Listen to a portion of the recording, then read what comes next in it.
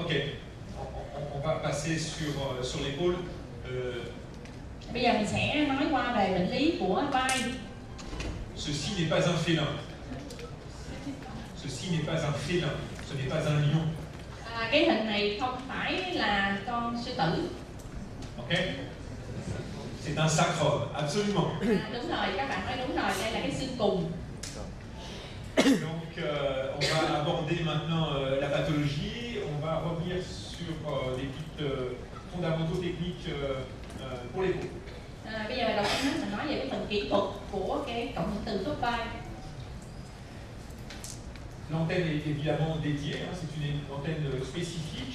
Le patient doit être confortablement installé et en général, on met l'épaule en rotation indifférente. Cái khớp vai thì các bạn phải dùng một cái coi chuyên dùng cho cái khớp vai, và bệnh nhân khi mà nằm ở trong máy thì phải nằm ở một cái tư thế thoải mái, và cái xoay thì nó không có quan trọng. Avec ici la paume de la main qui est collée contre la cuisse du patient. Và các bạn để ý là cái bàn tay của bệnh nhân thì nghĩa là áp sát vào trong cái đùi. Alors les séquences qui sont classiquement utilisées en épaule, on fait des séquences turbospinéco-pondérées T2 avec saturation du signal de la graisse dans les 3 plans de l'espace. Et en général, ce qui est l'idéal, c'est d'avoir un temps d'écho qui est supérieur ou égal à 70 millisecondes pour éviter justement des problèmes d'artefacts d'angle magique. Các bạn lưu ý thì cái xung quanh căn bản đầu tiên chúng ta cần phải là turbospinéco T2 có xóa mở trong 3 mặt phẳng, và lưu ý là mình dùng cái TI trên 70 giây để mình tránh cái artefact mà cho cái góc ảo. Une séquence T1 qui est soit transversale, soit sagittale, soit les deux. Cette séquence T1 elle est très importante pour explorer le muscle. Tiếp theo đó thì mình sẽ làm một cái hình T1 hoặc là ở mặt phẳng axial, hoặc là ở mặt phẳng sagittal, hoặc là cả hai. Thì mục đích là của cái hình T1 này là để đánh giá về cơ. Et enfin, on injectera du gadolinium si on est sur une pathologie inflammatoire ou tumorale. Ça, c'est quelque chose qui vaut pour toutes les articulations, évidemment. Thì nếu như mà đây là trong cái trường hợp mà không phải là u hoặc không phải là viêm thì mình không có tiêm gado. L'arthrose IRM, on l'a tout à l'heure évoqué, ça c'est une indication assez courante pour l'épaule. On injecte un produit de contraste à l'intérieur de l'épaule sous radiographie, et ensuite on réalise toujours une séquence pondérée T2, moi que je réalise dans le plan coronal. Et ce que je fais, moi, c'est du Dixon T1 dans les 3 plans.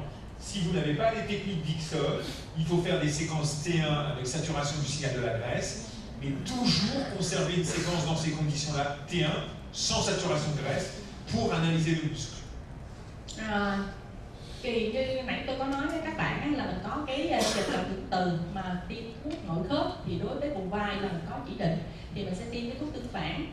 Mình nhìn cái thuốc tương phản đó dưới cái soi X-quang, rồi sau đó thì cái thuốc ở trong cái khớp rồi thì sau đó mình chụp cái cộng hưởng từ. Thì sau khi mà có cái thuốc ở trong khớp rồi thì tôi sẽ dùng cái hình là T2 phát sát ở cái mặt phẳng coronal oblique. Đó, rồi sau đó thì tôi thêm cái hình là hình Dixon T1 ở 3 mặt phẳng. Còn trong trường hợp mà các bạn không có cái hình Dixon thì các bạn sẽ phải làm một cái hình T1 có phát sát. Alors, le problème de l'imagerie d'épaule, c'est que c'est souvent un examen qui est relativement long, et quand on a des problèmes d'épaule, la position est inconfortable. Donc ne pas hésiter, si le patient bouge, à utiliser des séquences qui permettent de diminuer les artefacts de mouvement.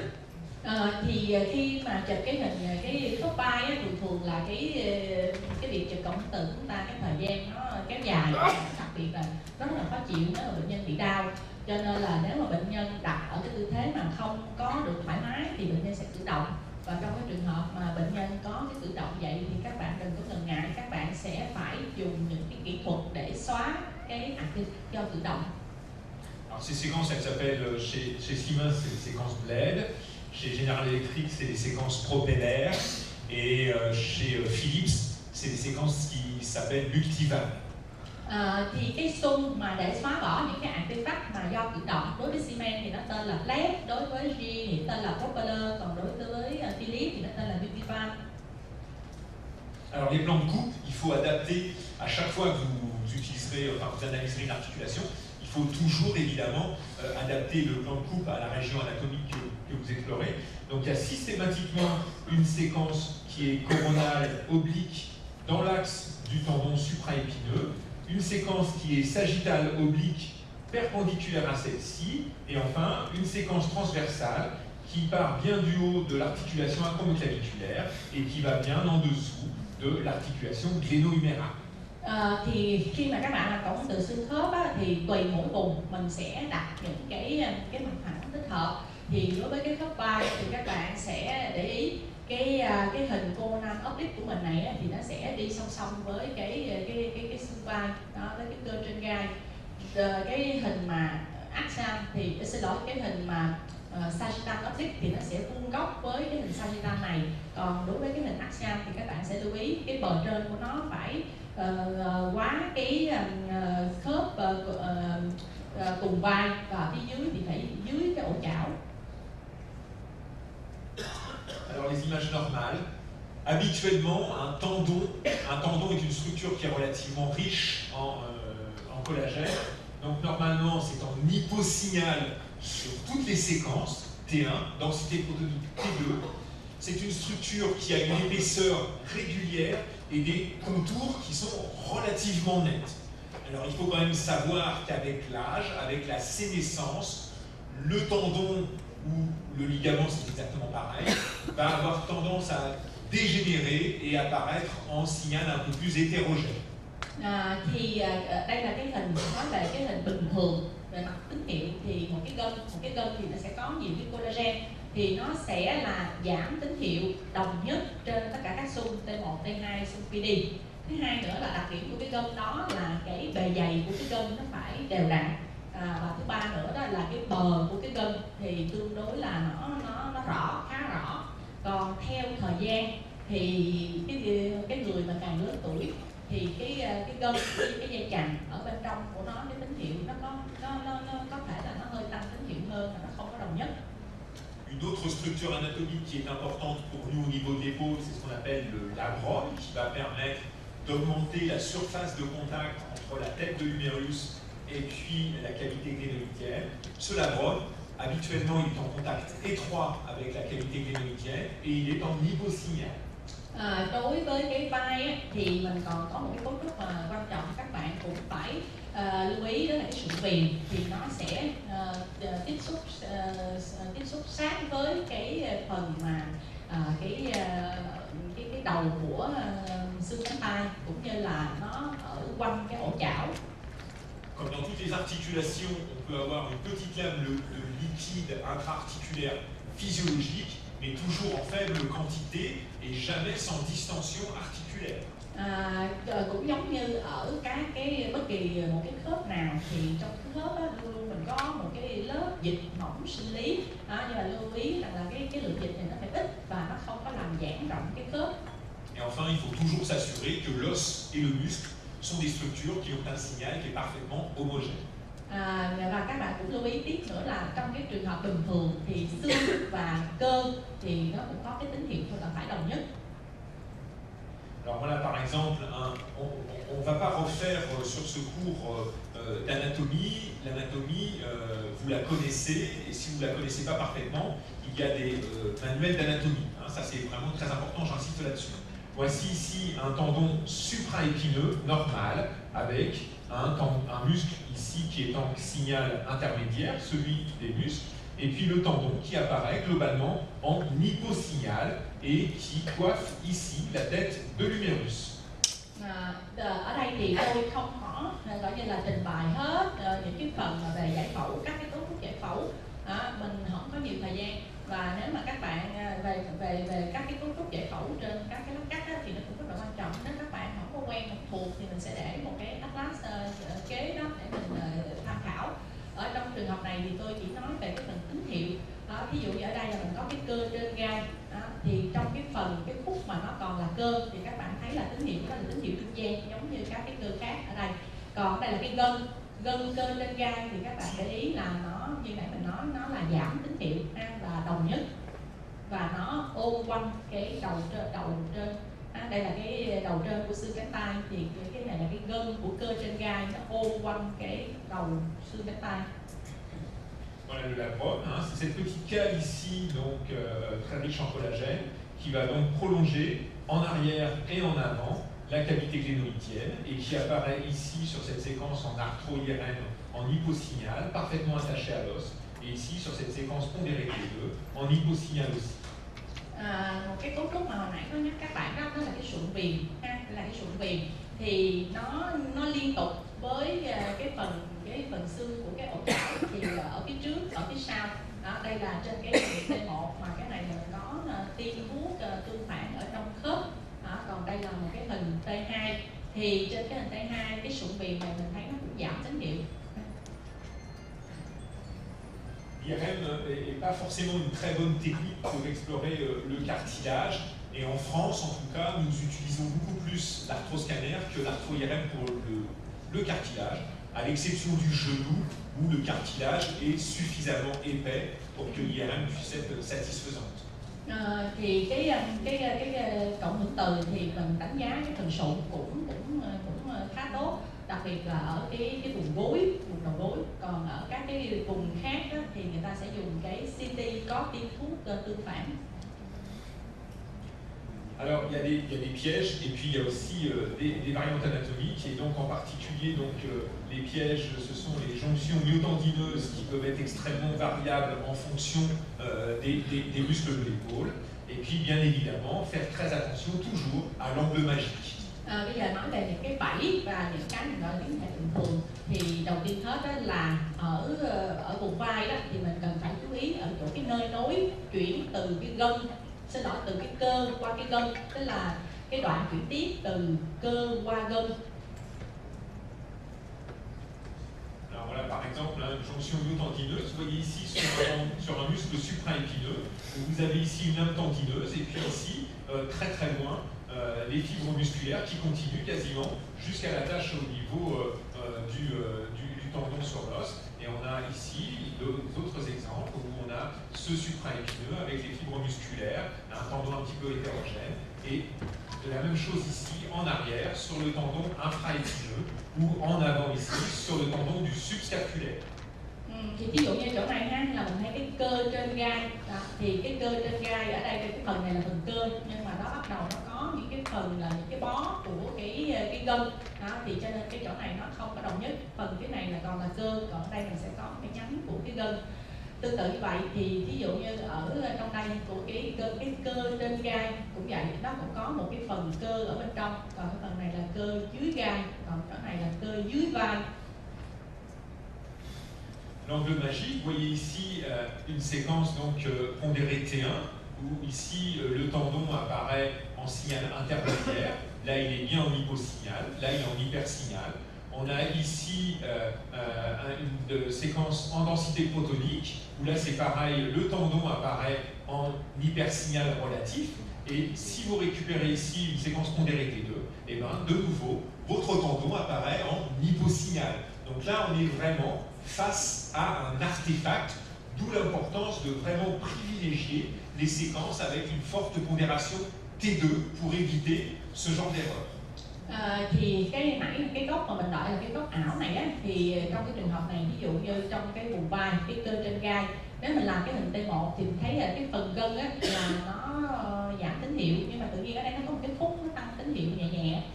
Trên hình T2 cái khúc này nó vẫn tăng tín hiệu nhẹ nhẹ thì mình không có chắc đó, thì bắt buộc mình phải làm một cái hình T2 thật sự. Thì trên cái hình T2 thật sự thì nguyên một cái gân này nó đen đó, thì như vậy thì cái này là artefact đó. Thì nhắc lại là trên cái hình T2 thì mình không bị cái artefact do cái góc ảo này. Alors, les principales indications de l'IRM de l'épaule, évidemment, c'est la douleur de l'épaule. Et une des principales causes de douleur de l'épaule, c'est la pathologie tendineuse. Cái chỉ định để chụp cộng hưởng từ khớp vai thì chủ yếu là do đau ở vùng vai thì một cái nguyên nhân mà gây đau cái vùng vai mình thường gặp nhất đó là bệnh lý của các cái gân. Alors les lésions de ce qu'on appelle la coiffe des rotateurs, elles sont multifactorielles, elles sont liées à l'environnement, au traumatisme, au tendon lui-même, aux activités des patients, que ce soit des activités professionnelles ou sportives, et puis en particulier à l'environnement anatomique, avec en particulier la voûte acromio-coracoïdienne. Thì cái bệnh lý mà của chất xoay thì nó có thể do nhiều cái nguyên nhân khác nhau, có thể là do cái hiện tượng thoái hóa, cũng có thể là do chấn thương. Nghĩa là có những cái trường hợp á, là bệnh lý này là của ở cái tại cái gân này, bản thân cái gân nó bị bệnh. Cũng có trường hợp á, là do mình sử dụng cái khớp vai nhiều quá, có thể là do làm một cái nghề gì đó mà phải xài cái khớp vai nhiều, hoặc là do chơi thể thao.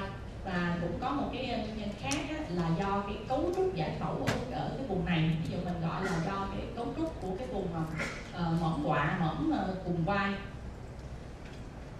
Alors, les différents types de lésions, il y a ce qu'on appelle donc les lésions dégénératives avec ce qu'on appelle les tendinoses, l'altération de la structure elle-même du tendon. Il y a des ruptures qui sont dites partielles, fibrillaires puis fasciculaires. Ce sont d'abord les fibrilles tendineuses qui seront, puis ensuite les faisceaux tendineux, qui sont des lésions non transfixiantes.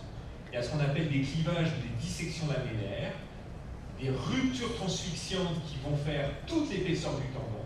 Et enfin, la plupart du temps, toutes ces lésions-là sont associées au niveau des différents tendons de la coiffe. Thì nó đề nghị thương tổn của gân á, mà cái thương tổn do thoái hóa thì thì cái chữ của nó là tendinose, thì nó có thể ở nhiều cái mức độ khác nhau. Nó có thể đứt một số sợi thôi, hoặc là nó đứt một cái bó sợi, tức là nó chưa có đứt hoàn toàn, hoặc là nó có những cái khe tắc ở trong cái gân, hoặc là có thể là nó bị đứt hoàn toàn, và những cái thương tổn này nó có thể phối hợp với nhau. Cliniquement, les ruptures de coiffe sont rares quand même avant 40 ans. Il faut vraiment que le patient ait utilisé ces tendons de manière suffisamment longue pour pouvoir les utiliser. Ces lésions-là, cela étant, ne sont pas forcément toujours symptomatiques. Il y a des gens qui ont des tendons qui sont rompus et qui n'ont pas forcément de douleur. Cái bệnh lý mà của chất xoay á, thì ít khi gặp mà ở cái người mà trên 40 tuổi, có nghĩa là mình xài cái khớp vai của mình một khoảng thời gian cũng khá dài, thì cái khớp vai nó mới bị thoái hóa, nó mới bị những cái tổn thương gân. Và không phải là có tổn thương ở các cái gân chất xoay đó tất cả đều có triệu chứng. Có nhiều người là cái gân nó đứt hoàn toàn luôn nhưng mà không có đau, không có biểu hiện gì hết. Les lésions antérieures de la coiffe qui intéressent en particulier l'intervalle des rotateurs et très souvent le tendon du chef-long du biceps sont beaucoup plus symptomatiques que les lésions plus postérieures.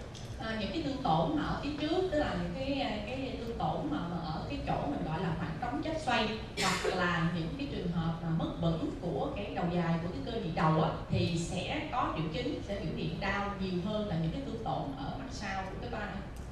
Les bursitis acromiales sont elles aussi très fréquemment symptomatiques. Những cái trường hợp mà gọi là viêm bao mặt dịch dưới mỏm quạ cũng rất là dễ gây ra triệu chứng. Et enfin, l'omarthrose, même si l'arthrose de l'épaule est plus rare, par exemple, que l'arthrose du genou ou l'arthrose de la hanche, l'omarthrose est une pathologie qui progressivement va compliquer les ruptures de coiffe, notamment anciennes, et qui va progressivement limiter la mobilité des épaules. Trường hợp mà mình bị thoái hóa khớp vai, thì thoái hóa khớp vai thì dĩ nhiên là ít gặp hơn là thoái hóa khớp gối. Thì những cái trường hợp thoái hóa khớp vai á, nó cũng có thể làm hư các cái gân, và thường là cái triệu chứng của nó lâu ngày, thì lúc đó nó cũng có thể có triệu chứng. Alors, je vais insister sur la terminologie, puisqu'on utilise le terme de rupture transfixiante. Cette rupture est étendue sur toute l'épaisseur du tendon. Elle va vraiment faire un trou à l'intérieur du tendon et aller de sa face profonde jusqu'à son versant superficiel. Et de ce fait, cette lésion fait communiquer l'articulation gléno-humérale avec la bourse sous-acromio-deltoïdienne. Thì về mặt thuật ngữ thì có những cái từ mà chúng ta sử dụng. Thứ nhất là đứt hoàn toàn. Đứt hoàn toàn là cái phần mà đứt gân, nó đi hết bề dày của cái gân, từ cái mặt khớp của cái gân, cho nghĩa là từ cái mặt khớp cho đến cái bề mặt ở bên mặt mạch dịch ở phía nông của cái gân. Như vậy thì nó sẽ làm thông cái khớp ổ chảo cánh tay với cái bao mạch dịch dưới mỏm quạ và cơ delta. La rupture, elle peut être non transfixiante, c'est-à-dire qu'elle ne va simplement intéresser qu'un seul versant du tendon, soit son versant profond, c'est la situation la plus fréquente, soit vraiment le versant superficiel, et elle va respecter l'autre versant du tendon. Thứ hai nữa là mình có cái gọi là đứt không hoàn toàn. Đứt không hoàn toàn thì nó chỉ đứt ở một cái phần của gân, ở một cái bờ của gân thôi, có thể là ở cái bờ sâu hoặc là ở cái bờ nông của cái gân, và như vậy thì cái chiều dày của cái gân nó vẫn còn nguyên.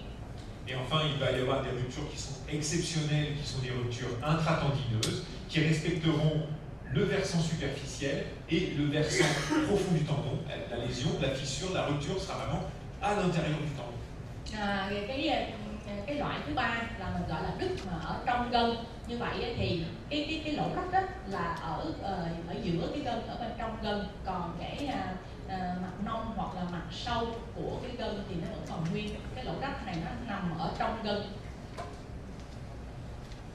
La rupture peut être complète. Toutes les fibres du tendon sont rompues. Thứ nhất là đứt gọi là đứt hoàn toàn. Đứt hoàn toàn thì là tất cả các cái sợi đều bị đứt hết. La rupture, elle peut être incomplète. À ce moment-là, une partie des fibres reste continue. Đứt mà không hoàn toàn thì là một cái phần của các cái sợi vẫn còn liên tục. Et enfin, on peut avoir un clivage ou une dissection lamellaire, c'est-à-dire une rupture dans le grand axe du tendon qui va séparer le tendon dans son grand axe. Mình gọi là có một cái gọi là nó làm nó rách thành những cái khe, nó bóc tách cái gân ra, thì như vậy thì cái đường mà rách đó nó đi theo cái trục lớn của cái gân, và như vậy thì nó chia cái gân ra thành hai phần, đi dọc theo cái trục dài của cái gân. Alors le rôle de l'IRM dans la rupture de coiffe, c'est de faire le diagnostic, de déterminer le type de lésion avec surtout la rétraction tendineuse qui est importante pour le chirurgien, et puis faire un bilan anatomique précis, quels sont les tendons qui sont atteints, rechercher les lésions associées, la bourse sous-acromiale, le cartilage, l'os de labrum, analyser les muscles, on va voir que c'est important, de manière à ce que le chirurgien, en fonction de la profession du patient, de son état physiologique et de ses activités, puisse prendre la bonne décision thérapeutique.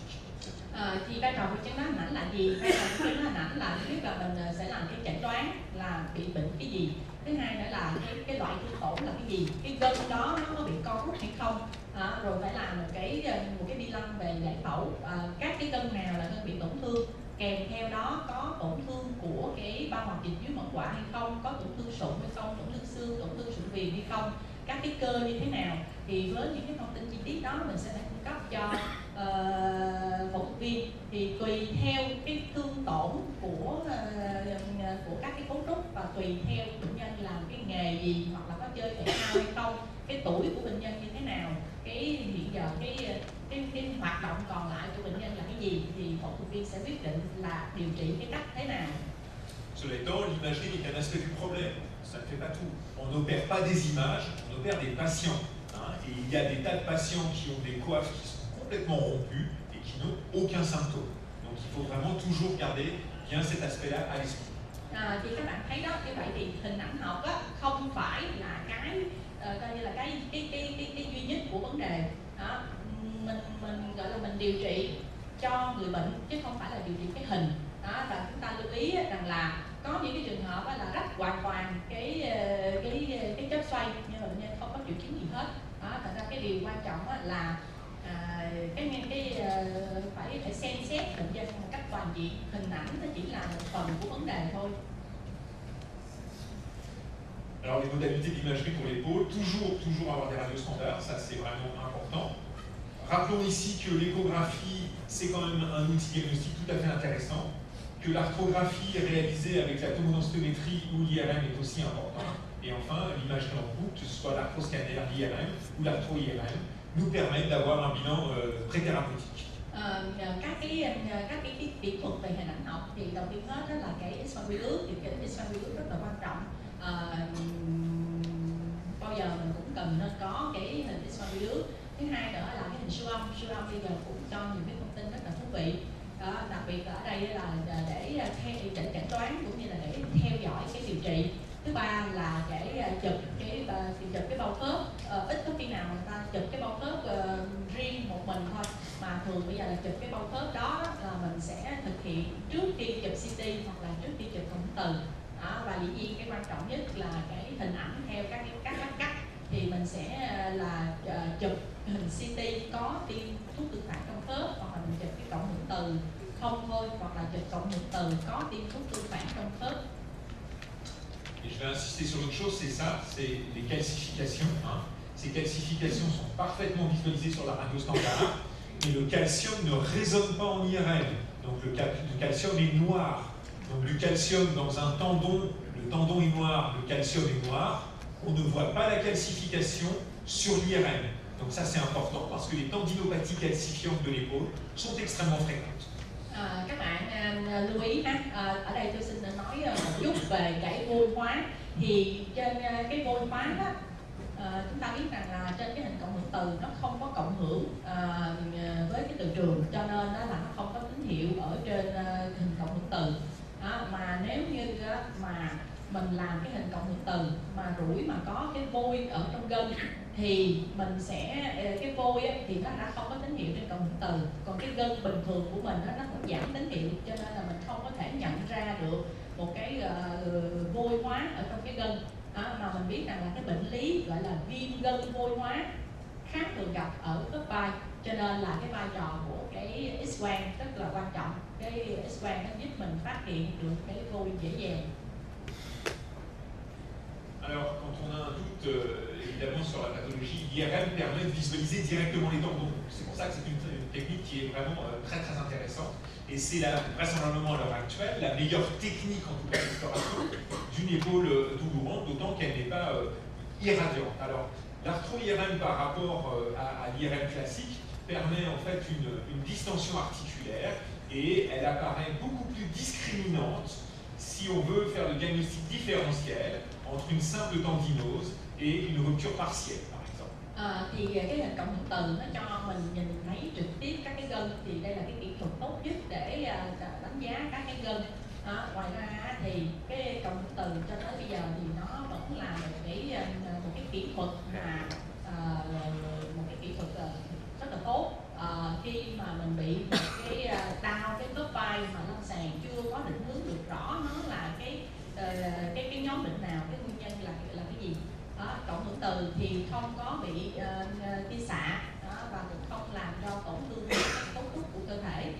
Và một cái nữa là cộng hưởng từ mà có tiêm thuốc tương phản thì nó sẽ giúp cho mình biết được là cái khớp này nó có bị giãn hay không.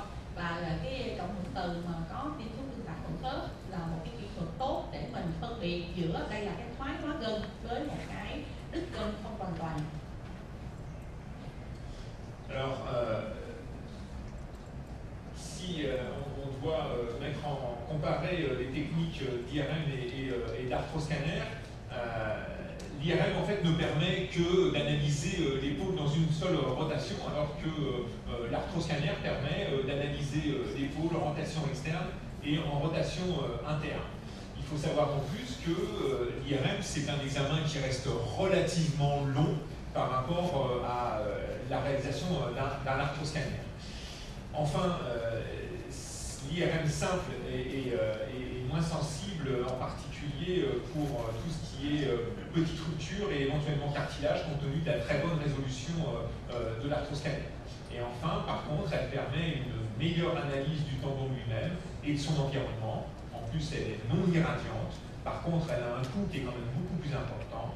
Et puis, il y a les contre-indications qui sont celles de l'IRM classique. Bây giờ mình so sánh giữa cái cộng hưởng từ với cái cộng hưởng từ có tiêm thuốc tương phản hội khớp và cái CT có tiêm thuốc tương phản hội khớp. Thì đối với cái cộng hưởng từ thì mình chỉ có thể là một cái tư thế xoay của cái vai thôi.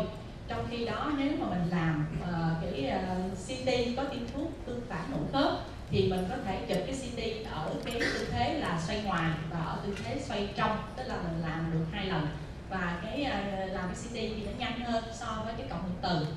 Tuy nhiên cái cộng hưởng từ đó thì nó không có tốt trong những cái trường hợp mà cái đứt hoặc là cái rách gân nó nhỏ quá, hoặc là để đánh giá cái sụn thì cộng hưởng từ không có tốt so với cái CT có tiêm thuốc tương phản. Tuy nhiên cộng hưởng từ thì nó là cái phương pháp mà tốt nhất để đánh giá cái gân và những các cái cấu trúc ở quanh gân. Cộng hưởng từ thì không có bị tia xạ, tuy nhiên cộng hưởng từ nó mắc tiền hơn. Còn mình phải lưu ý những cái trường hợp mà chống chỉ định không có tiêm thuốc tương phản vào trong nội khớp được. Alors la sémiologie de l'IRM, ce que je vais dire pour l'épaule est valable pour toutes les structures tendineuses de tout l'organisme. Bây giờ nói về cái triệu chứng học của cái gân thì cái gân mà ở vùng vai á, thì những cái mà tôi mô tả các dấu hiệu tổn thương gân ở vùng vai nó cũng giống như tổn thương gân ở các cái vùng khác. Toujours interpréter à mon sens le signal du tendon sur les séquences T2 à cause de l'anglomagie pendant stécrotomie qui est en T1. Khi mà các bạn xem cái gân, đánh giá cái gân thì các bạn phải xem cái tín hiệu của gân trên cái hình T2 ha. Mục đích là để mình tránh cái artefact do cái góc ảo trên cái hình PD là hình T1. La tendinose se traduit par une augmentation du signal tendineux et qui n'est pas liquidien. Souvent un épaississement du tendon lui-même avec des irrégularités du contour. Trong trường hợp mà thoái hóa gân thì cái gân đó nó tăng tín hiệu, tuy nhiên cái tăng tín hiệu này nó vừa thôi, nó không phải là tăng tín hiệu bằng như là cái dịch. Thứ hai nữa là cái gân ít nhiều là nó có dày, ít hoặc nhiều, rồi cái bờ của gân nó không có đều. La rupture elle se traduit soit par un amincissement, soit carrément par une interruption du tendon avec un hypersignal liquidien, et ça c'est vraiment très important que cet hypersignal soit de type liquidien, ou éventuellement quand on fait une arthro-IRM par un passage de contraste de l'articulation gléno-humérale dans l'espace sous-acromial. Bây giờ trong cái trường hợp mà rách gân thì mình sẽ thấy là cái gân nó mỏng lại, hoặc là có một cái chỗ nào đó của gân nó không có còn liên tục nữa. Trong cái gân mình sẽ có cái tăng tín hiệu, và tăng tín hiệu này là tăng tín hiệu nhiều bằng với cái tín hiệu của dịch. Đó, và nếu mà mình có tiêm thuốc tương phản ở trong nội khớp thì cái thuốc tương phản này nó sẽ đi từ ở trong cái khớp vai, từ trong cái ổ chảo mà nó đi ra vào trong cái bao hoạt dịch dưới mỏng quạ của cơ delta. La souffrance osseuse qui va être souvent associée à la pathologie tendineuse, notamment au niveau de l'attache du tendon, elle va se traduire sur les séquences en saturation graisse par un hypersignal. Thường thì sẽ có kèm theo cái tổn thương của xương ở cái nơi mà cái gân nó bị bong ra, bị đứt ra, thì lúc đó là cái xương nó sẽ tăng tín hiệu trên cái hình phát sát. La souffrance articulaire ou de la bourse sous-acromiale va se caractériser par un épanchement qui va apparaître en hypersignal liquidien T2 extrêmement marqué. Cái tràn dịch ở trong khớp á, thì mình sẽ thấy rằng là sẽ có cái tăng tín hiệu mà là dịch ở trong khớp, hoặc là ở trong cái bao hoạt dịch dưới mỏng quạ. Et enfin, ne pas oublier d'analyser les muscles, parce que la dégénérescence graisseuse musculaire ou l'atrophie musculaire vont éventuellement inciter le chirurgien à ne pas réparer un tendon. Si vous réparez un tendon alors que le muscle derrière qui fonctionne avec le tendon est atrophié ou a totalement dégénéré, ça ne sert à rien. La réparation du tendon ne sera pas efficace. Tiếp theo nữa đó là bao giờ các bạn cũng phải khảo sát đánh giá cái cơ. Lý do là tại vì có những trường hợp đó, nó kèm theo thoái hóa mỡ trong cơ hoặc là teo cơ. Mình cần phải báo cho phẫu thuật viên biết cái việc này, vì nếu như mà cái cơ nó bị thoái hóa hoặc là cái cơ nó bị teo thì cái việc mà phẫu thuật viên tái tạo lại cái gân, tạo hình lại cái gân nó không có ý nghĩa gì hết. Cái gân nó muốn hoạt động thì cái cơ nó phải tốt. Bây giờ nếu mà cái cơ nó bị thoái hóa hoặc nó bị teo rồi thì cái việc mà mình tái tạo lại không để làm gì cả. Alors, les classifications qui ont été faites pour les lésions de la coiffe Alors cette classification toujours évidemment en pondération de T2. Le grade 0, le signal du tendon est normal, et le grade 1, on a un hypersignal qui n'est pas liquidien, qui est dégénératif. Bây giờ là mình sẽ phân loại, phân độ tổn thương của các cái gân tích xoay trên hình cộng hưởng từ. Thì nếu mình nói là tổn thương độ 0, tức là cái tín hiệu của nó hoàn toàn bình thường. Tổn thương độ 1 thì cái gân nó có tăng tín hiệu, nhưng mà cái tăng tín hiệu này á, không phải là tăng tín hiệu nhiều như là tín hiệu của dịch. Ça, le grade 1 se voit fréquemment avec, chez les personnes âgées, et il faut constater que la morphologie du tendon doit toujours rester normale. Và trong cái loại mà tổn thương mà độ 1 này á, là mình gọi là thoái hóa gân, thì thường mình sẽ gặp những người lớn tuổi, và mình lưu ý rằng là mặc dù là nó có tăng tín hiệu nhẹ nhẹ vậy, nhưng mà hình thái của cái gân phải hoàn toàn bình thường.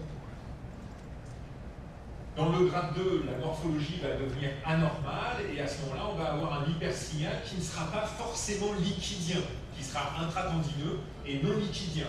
Ça, c'est ce qui correspond à la tendinose, éventuellement à une rupture partielle ou une rupture transfixiante qui ont été partiellement cicatrisées. Trong cái độ 2 á, thì là hình thái của gân không có còn bình thường nữa, và bên trong á, thì nó có tăng tín hiệu, nhưng mà cũng tăng tín hiệu không có bằng mức tín hiệu của dịch. Thì trong cái trường hợp này á, thì hoặc là nó là thoái hóa gân, hoặc là nó đứt gân một phần, hoặc là nó đứt gân hoàn toàn. Enfin, dans le grade 3, ça correspond aux ruptures transfixiantes. Il y a un défect complet du tendon, une rupture avec un tendon qui a partiellement disparu, et puis surtout un hypersignal liquidien à l'intérieur du tendon.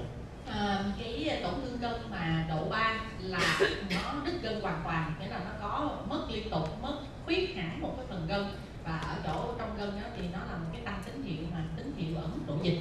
Thì trong trường hợp này mình gọi là đứt gân toàn phần.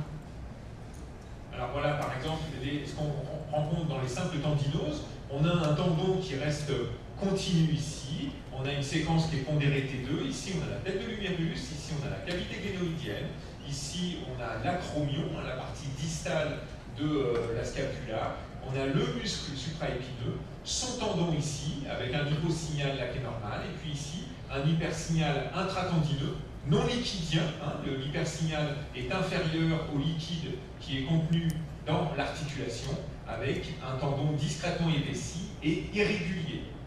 Ví dụ như trong trường hợp này là một cái thoái hóa gân của cái gân trên gai, thì ở đây là cái đầu xương cánh tay, cái này là cái phần cổ chảo. Đó, thì ở đây là cái phần mà cái mỏm cùng vai. Thì các bạn thấy rằng là cái phần gân á, chỗ này nó bình thường, nó giảm tín hiệu. Tuy nhiên á, ở chỗ này thì nó dày, cái gân nó dày lên và nó tăng tín hiệu, nhưng mà mình thấy là cái tăng tín hiệu này nó không có bằng tín hiệu của dịch. Đó, nó tăng tín hiệu vừa thôi chứ không có tăng tín hiệu nhiều.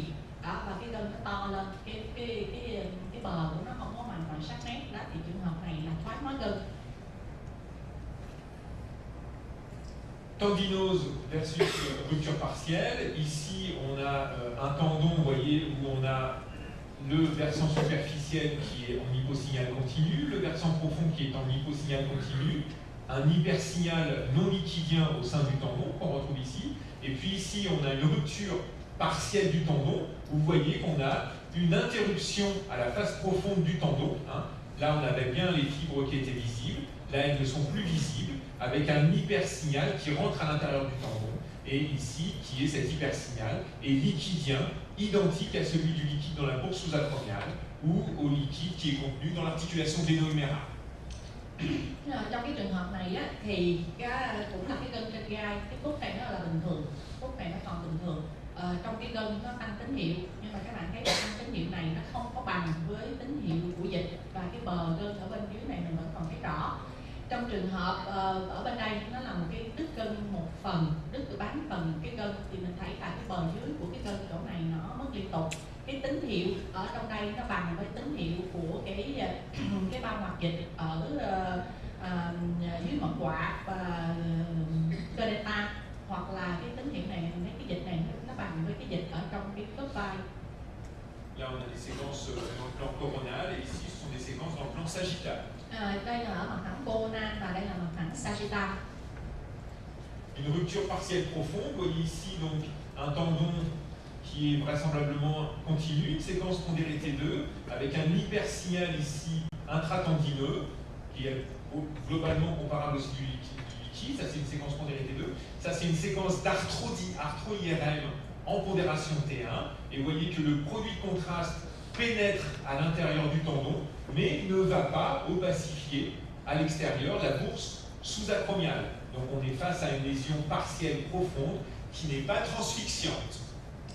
Trong cái trường hợp này á, là hình này là hình T2 thì cái mặt trên của gân và mặt nông của gân thì mình vẫn còn thấy nó liên tục, còn trong cái đó thì nó là tăng tín hiệu, và tín hiệu là dịch ở cái phần dưới của gân. Bên này là hình T1 có tiêm thuốc tương phản nội khớp thì mình thấy thuốc tương phản nó nằm ở trong cái gân, tuy nhiên là nó không có đi ra bên ngoài, nó không có thông với cái bao hoạt dịch dưới ngọn quạ. Thành ra đây là một cái trường hợp là đứt gân bán phần mà ở phần sâu. Une rupture superficielle, là on a un tendon qui est extrêmement hétérogène, avec ici une dépression, une ulcération superficielle, un épanchement ici dans la bourse sous-acromiale, hein, et puis ici on a une partie du tendon, la partie superficielle du tendon, qui a totalement disparu, et on ne voit plus que la lame profonde. Et on voit que si on fait un arthro-IRM chez ce patient, on a injecté du produit dans l'articulation gléno-humérale, le produit ne va pas opacifier le versant superficiel de la lésion. Donc, ici, c'est une lésion qui est vraiment sur le versant superficiel du tendon. Trong cái trường hợp này á, là cái gân ở chỗ này á, thì cái bậc nó to, nó dày lên, cái bờ của nó không có đều, thậm chí là cái mặt nông của cái gân nó bị lõm. Và ở bên trong gân mình thấy có tăng tín hiệu này nó bằng với tín hiệu của dịch ở bên ngoài, thì đây là một cái dịch ở trong cái bao hoạt dịch dưới cái ngọn quạ và dưới cơ delta. Cũng trên cái hình T2 ở cái mặt khác thì mình thấy là cái phần mà phần gân mà ở nông nó tăng tín hiệu, còn cái phần sâu bên dưới mình thấy nó vẫn còn trường hợp này á, là mình có tiêm thuốc tương phản nội khớp thì cái tiêm thuốc này nó không có đi ra bên ngoài ở cái bao hoạt dịch dưới ngọn quạ. Alors, ce qui était surtout important aussi à connaître pour le chirurgien, c'est la rétraction de la rupture, en particulier du supraépineux, par rapport à son insertion. Donc ici, c'est la tête de l'humérus, et le tendon vient s'insérer ici sur le versant superficiel du tubercule majeur. Donc il y a des ruptures quand le tendon reste à l'aplomb du tubercule majeur. On dit que la rétraction est distale, la rupture est distale. Si le tendon se rétracte à peu près à l'apex, au summum de la tête humérale, la rétraction est intermédiaire. Et enfin, si le tendon vient se rétracter à l'aplomb de l'articulation gléno-humérale, la rupture est dite proximale. Et ça, ce sont des éléments importants à connaître pour les chirurgiens, parce que là encore, ça va influer sur la décision thérapeutique. Bây giờ trong cái trường hợp mà đứt cái gân cơ trên gai ấy, thì mình cần phải cho phẫu thuật, và cái gân nó bị co rút lại. Khi nó đứt hoàn toàn xong thì cái gân nó bị rút lại, thì mình cần phải cho phẫu thuật viên biết rằng là cái mức độ rút gân nó co rút gân nó như thế nào. Thì trên cái mặt phẳng cô-nan này thì mình thấy đây là cái đầu trên xương cánh tay, thì cái phần này là phần chỏm xương cánh tay, phần này là cái phần gọi là cái mấu động lớn. Thì nếu như mà cái phần gân nó rút lại bình thường thì nó sẽ bám ở cái phần mà cái mấu động lớn. Nếu như mà cái gân nó bị rút trong cái khoảng này thì mình gọi là cái đầu xa của gân. Nếu như mà cái gân nó nằm ở cái vị trí này thì mình gọi là rút gân mà ở cái đoạn trung gian. Còn nếu mà cái đầu gân nó nằm ở trong cái khoảng ngang cái khớp này thì mình gọi là rút gân mà ở cái đoạn gần. Thì mục đích đó là mình sẽ cho phẫu thuật viên biết cái mức độ rút gân để người ta có cái quyết định điều trị cái kỹ thuật như thế nào. La rupture distale est relativement facile à réparer, il suffit de rattacher le tendon ici. La rupture intermédiaire commence vraiment à poser des problèmes pour tirer le tendon vers l'extérieur. Quant à la rupture proximale, évidemment, là, le tendon est complètement rétracté, et pour le chirurgien, ça rend les choses beaucoup plus compliquées. Nếu như là cái gân nó đứt mà nó còn nằm ở cái vị trí mà đoạn xa như thế này thì khi mà mình tạo hình cái gân lại thì nó dễ, tại vì nó gần với cái móng động lớn này. Nếu mà vị trí ở cái đoạn giữa đoạn trung gian này thì phẫu thuật nó bắt đầu là có khó khăn rồi, tại vì nó cũng hơi xa. Còn nếu mà đứt gân mà cái gân nó rút ở trong cái đoạn gần như thế này thì phẫu thuật viên rất là khó trong cái việc tạo hình. Alors voilà par exemple la traction tendineuse. Donc ici on a une rupture distale, ici on a une rupture intermédiaire où on voit le moignon du tendon qui est situé à l'aplomb de la tête humérale. Et ici on a une vaste rupture totalement rétractée avec une ascension de la tête humérale qui vient toucher ici l'acromion. C'est vraiment l'ascension des vastes ruptures de coiffe et anciennes. Ví dụ như đây là 3 cái ví dụ về cái đứt gân mà có rút gân. Thì trong cái trường hợp đầu tiên thì cái vị trí này là cái vị trí đứt gân, và cái đầu gân mình thấy là nó còn nằm ở cái đoạn xa, cũng còn gần với cái móng động lớn. Trường hợp thứ hai là cái khoảng này là cái khoảng trống ở cái gân nó đứt, thì đây là cái mỏm cục của chỗ cái đầu gân, thì mình thấy là nó nằm ở ngang cái đầu trên cái chỏm xương cánh tay. Còn trong trường hợp thứ ba thì cái đầu gân nó bị rút rất nhiều vào phía trong, và thậm chí nữa đó là cái đầu trên xương cánh tay này mình thấy nó di chuyển lên trên, nó tiếp xúc sát với cái mỏm vùng vai. Les ruptures massives, donc ça c'est le même patient que précédemment, donc on a cette ascension de la tête, on a ici l'acromion, qu'on voit très bien. Ici dans le plan sagittal, on a le contact entre l'acromion et puis la tête de l'humérus. Il n'y a plus de structure tendineuse ou musculaire, il n'y a que du liquide qui sépare ici les structures, et on voit que le supraépineux est rompu, l'infraépineux en arrière est rompu, en avant le subscapulaire est lui-même le siège d'une désinsertion profonde, et ici le tendon du chevron du biceps a totalement disparu. Donc là on est vraiment face à une coiffe globalement rompue, massive. Đây là một cái trường hợp mình gọi là đứt gân rất là rộng. Thì cái bệnh nhân này là cái bệnh nhân mà mình thấy lúc nãy, thì ví dụ như ở đây là đây là cái chỏm xương cánh tay và nó tiếp xúc sát với cái mỏm vùng vai. Đó.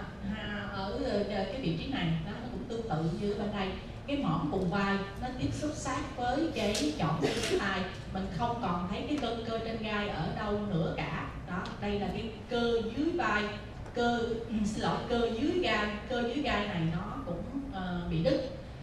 Đây là cơ dưới vai chỗ này nó cũng bị đứt. Đó, thì đây là một cái trường hợp gần như là toàn bộ cái chất xoay, gân của cơ chất xoay nó bị đứt hết, tức là một cái rất rộng của cái cơ chất xoay. Il est illusoire de vouloir réparer les tendons chez ce patient, évidemment, et la sanction, s'il doit y avoir une intervention, ce sera de mettre en place une prothèse inversée de l'épaule. Như vậy thì khi mà mổ những cái trường hợp này là những trường hợp rất là khó, và người ta nhiều khi phải đặt thêm những cái dụng cụ để đỡ cho cái khớp vai.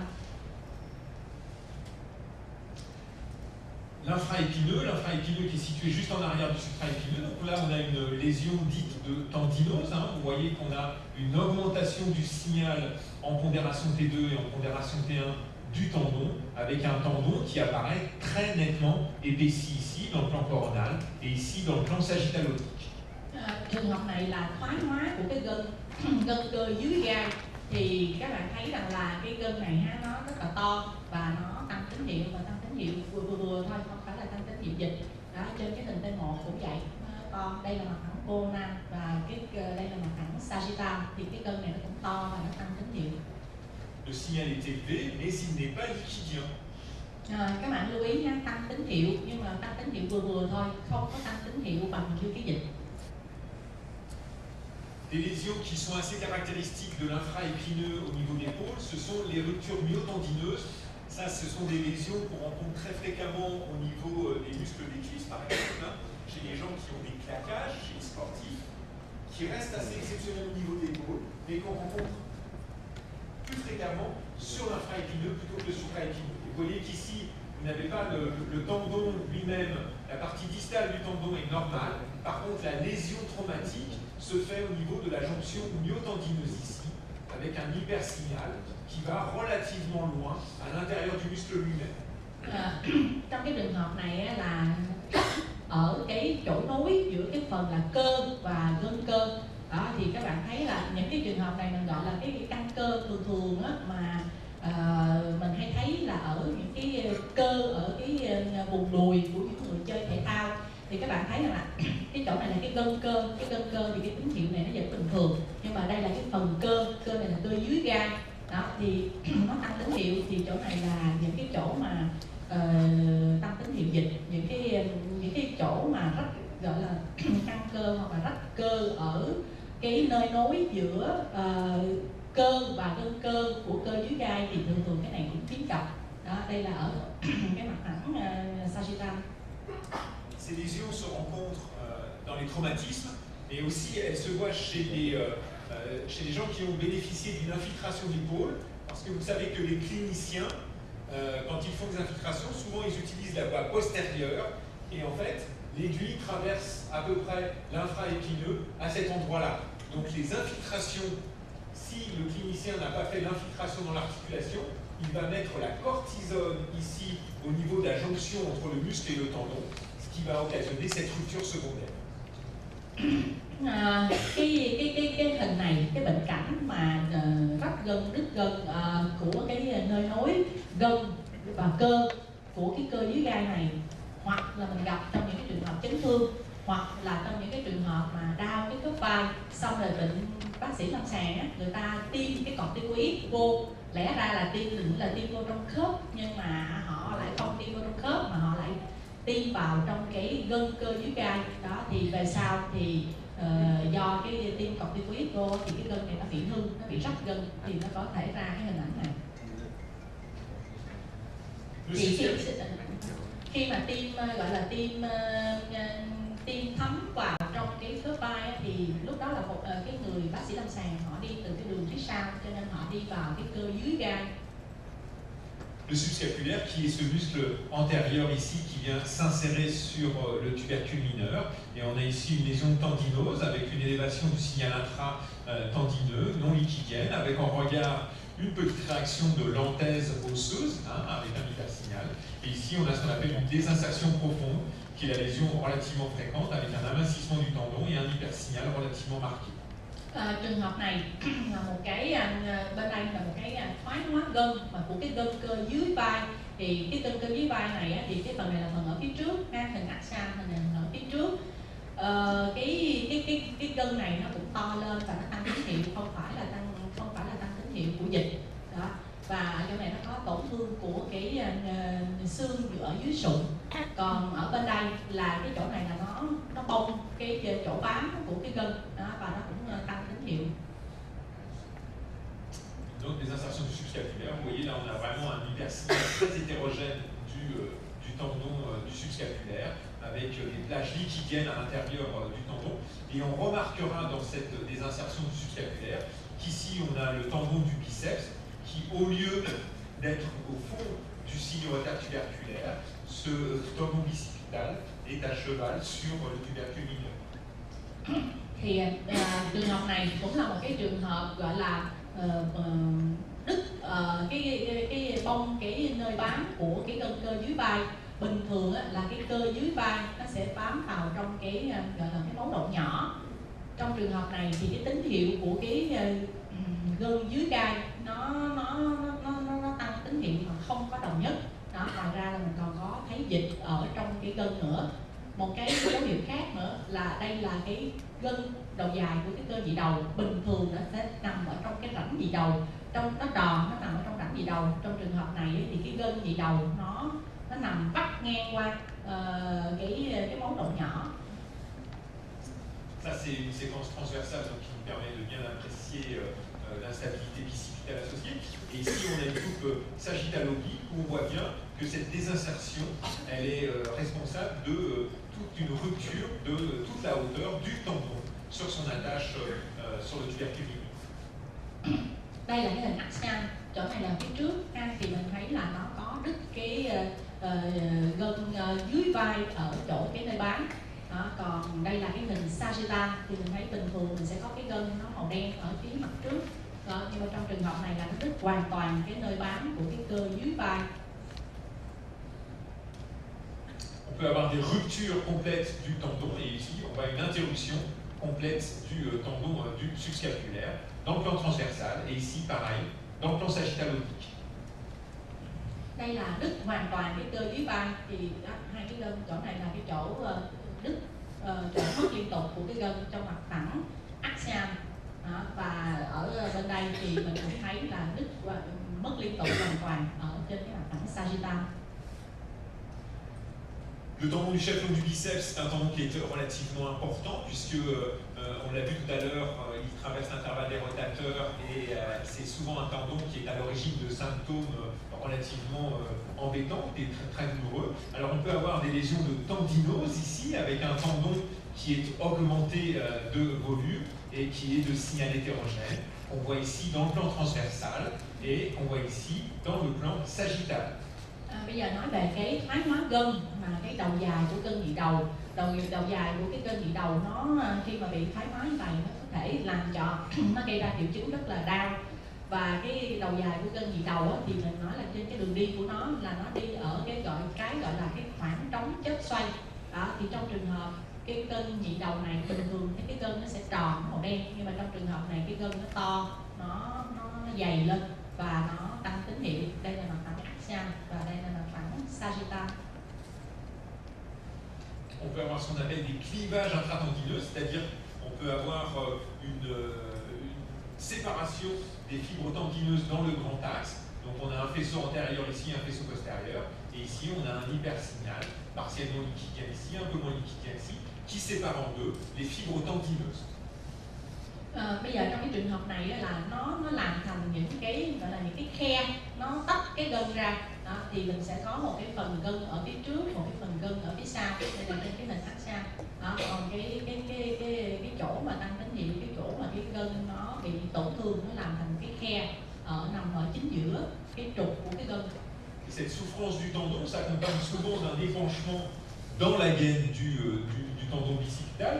Or, il faut savoir que cette gaine communique avec l'articulation glénomérale. Donc, on va souvent retrouver du liquide autour du tendon, mais aussi dans l'articulation. Và những cái trường hợp mà nó đắp cái gân, nó làm thành những cái khe ở trong cái gân á, thì nó sẽ kèm theo tụ dịch ở trong cái bao hoạt dịch của cái gân. Đó, nó tụ dịch ở trong cái bao gân. Thì cái bao gân này á, bình thường thì nó sẽ thông với cái ổ chảo. Cho nên những cái trường hợp mà tụ dịch quanh cái đầu dài của cái gân nhị đầu thì mình cũng sẽ thấy có tụ dịch ở trong cái khớp vai. Et on notera aussi au passage ici le tendon du subscapulaire qui est particulièrement hétérogène à sa partie profonde ici, avec vraisemblablement une petite désinsertion et qu'on retrouve aussi ici sur la coupe située un peu plus bas. Trong cái ca này, ngoài cái thương tổn của đầu dài gân nhị đầu thì ở đây mình cũng thấy có tổn thương của cái gân cơ dưới vai. Ở chỗ này cái gân cơ dưới vai này nó cũng dày, nó cũng tăng tín hiệu, đặc biệt là ở phần sâu của cái gân dưới vai. Đó, thì cái lá cắt này mình cũng thấy được tổn thương của cái gân dưới vai. Cái lá cắt này nó thấp hơn cái lá cắt này một chút. Alors ce tendon bicipital il peut être instable, c'est-à-dire qu'il peut en fait sortir du sillon intertuberculaire. Vous voyez qu'ici on a donc la tête de l'humérus, le sillon intertuberculaire qui est complètement vide, qui est rempli par du liquide. Et ici par contre on voit un intrus, quelque chose qui ne devrait pas être à sa place ici. Et en fait on se rend compte ici dans le plan coronal-oblique que c'est le tendon du biceps qui normalement devrait cheminer à cet endroit-là et en subluxation et en luxation interne par rapport à sa gouttière et est situé ici à la face profonde du subscapulaire.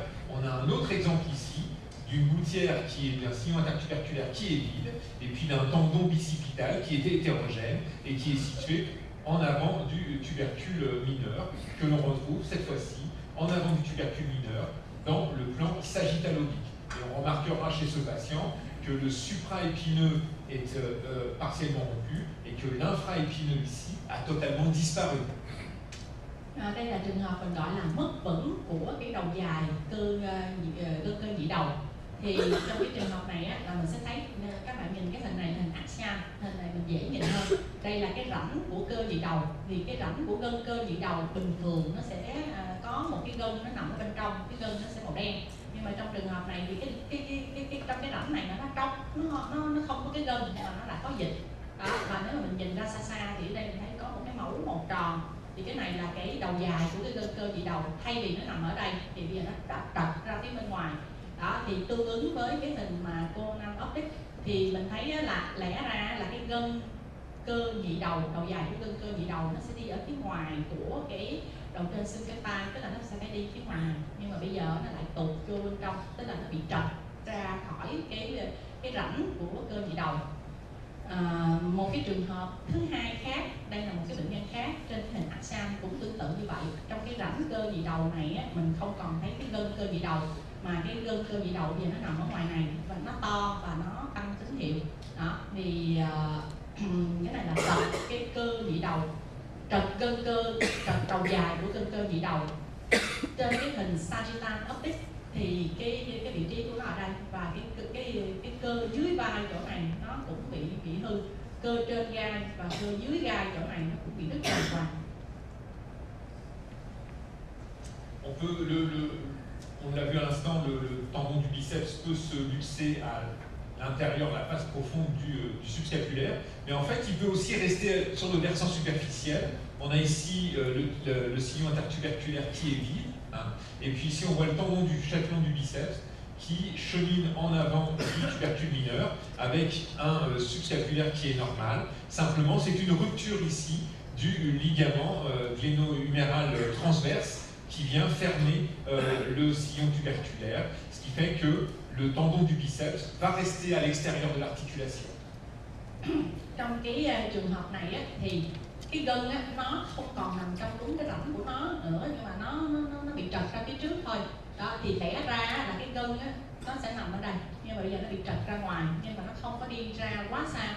Đó, thì trong cái trường hợp này có thể chỉ là tổn thương của cái dây chằng của chảo cánh tay ở phía trước, thì nó vẫn cái nhị đầu á, cái gân cơ nhị đầu nó trật ra khỏi cái chỗ trong cái rãnh của nó thôi, nhưng mà nó vẫn còn ở trong cái bao của cái dây chằng của chảo cánh tay. Alors les calcifications tendineuses, hein, ce que je vous disais tout à l'heure, c'est un piège en IRM. Ici, on a un gros élément en hyposignal. Alors on peut effectivement s'interroger sur la morphologie du tendon, puisque ça c'est quand même pas normal, hein, le tendon a des contours qui sont très irréguliers, mais vous voyez que la calcification apparaît vraiment en hyposignal, normalement comme le tendon. Donc quand on voit ce genre de choses-là, ne pas oublier de regarder les radiographies standards pour voir la calcification évidemment.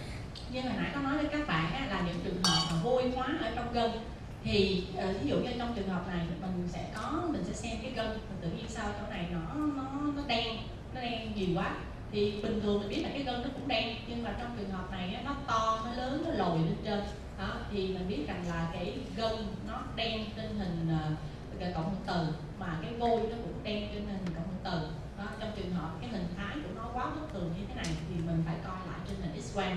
Đây là cái vôi hóa ở trong gân. Alors voilà un autre cas où ici on a le tendon supraépineux très hétérogène en hypersignal. Ici on a une grosse plage liquidienne avec des éléments ici un peu particuliers qui restent en hyposignal. Et cette IRM a été interprétée comme étant une rupture massive du tendon supraépineux.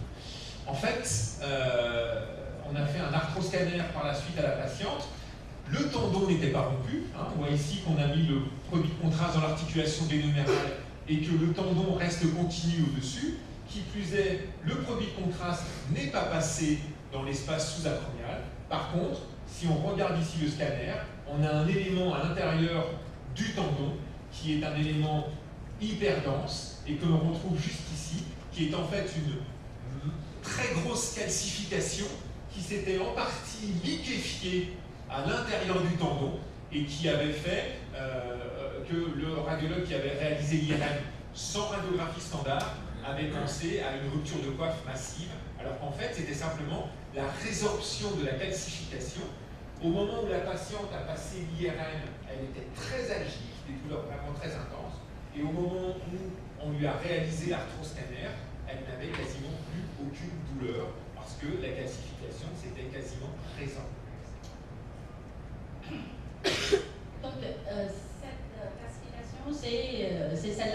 Voilà, c'est ça. Le liquide ici, c'est résorbé ici. Voilà, c'était en fait simplement la résorption de la calcification, la liquéfaction de la calcification qui était en train de disparaître, et pas une rupture du tendon. Trong cái trường hợp này ha, đây là cái hình cộng hưởng từ, thì trên cái hình cộng hưởng từ này á, thì thấy có một cái chỗ nó rất là đen này, thì và thứ hai là xung quanh nó thì là cái này là tăng tín hiệu của cái dịch, cho nên lúc đó là bác sĩ chẩn đoán hình ảnh đọc chỗ này là một cái rách của cái gân chớp xoay mà rất là rộng, dịch rất là nhiều, và cái này là cái đầu gân đó, nhưng mà thực tế thì nó không phải. Khi mà làm cái hình chụp CT mà có tiêm thuốc tương phản, cái hình này là chụp một cái thời gian sau, cách một cái khoảng thời gian sau so với cái hình này, chứ không phải là chụp liền. Thì mình thấy rằng là cái dịch ở trong cái lúc mình tiêm thuốc tương phản vào trong cái bao khớp á, thì nó chỉ nằm ở dưới đây thôi, chứ nó không có chạy lên trên, không có chạy ra ngoài cái gân. Như vậy là cái gân này nó không có bị rách. Đó, thuốc tương phản nó chỉ nằm ở trong cái bao khớp thôi. Và ở đây mình thấy là trong cái gân này nè, nó có một cái chỗ tăng tín hiệu, nó giống như cái bên này. Thì cái này là cái viêm gân mà vô hóa, đây là những cái vô hóa trong gân.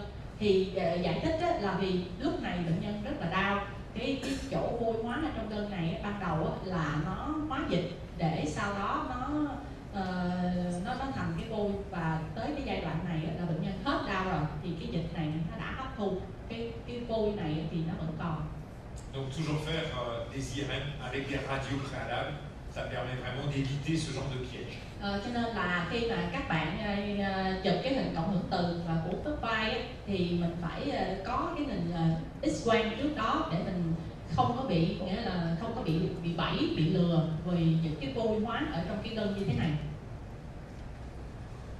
Alors une dernière chose qu'il faut explorer quand on examine les coiffes, c'est ce qu'on appelle l'acromion.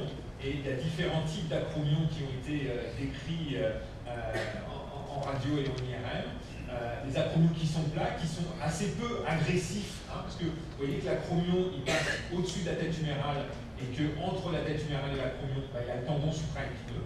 Donc il y a des tendons qui sont des acromions qui sont assez peu agressifs, qui sont plats, des acromions qui sont courts, et puis des acromions qui sont crochus, comme c'est le cas ici.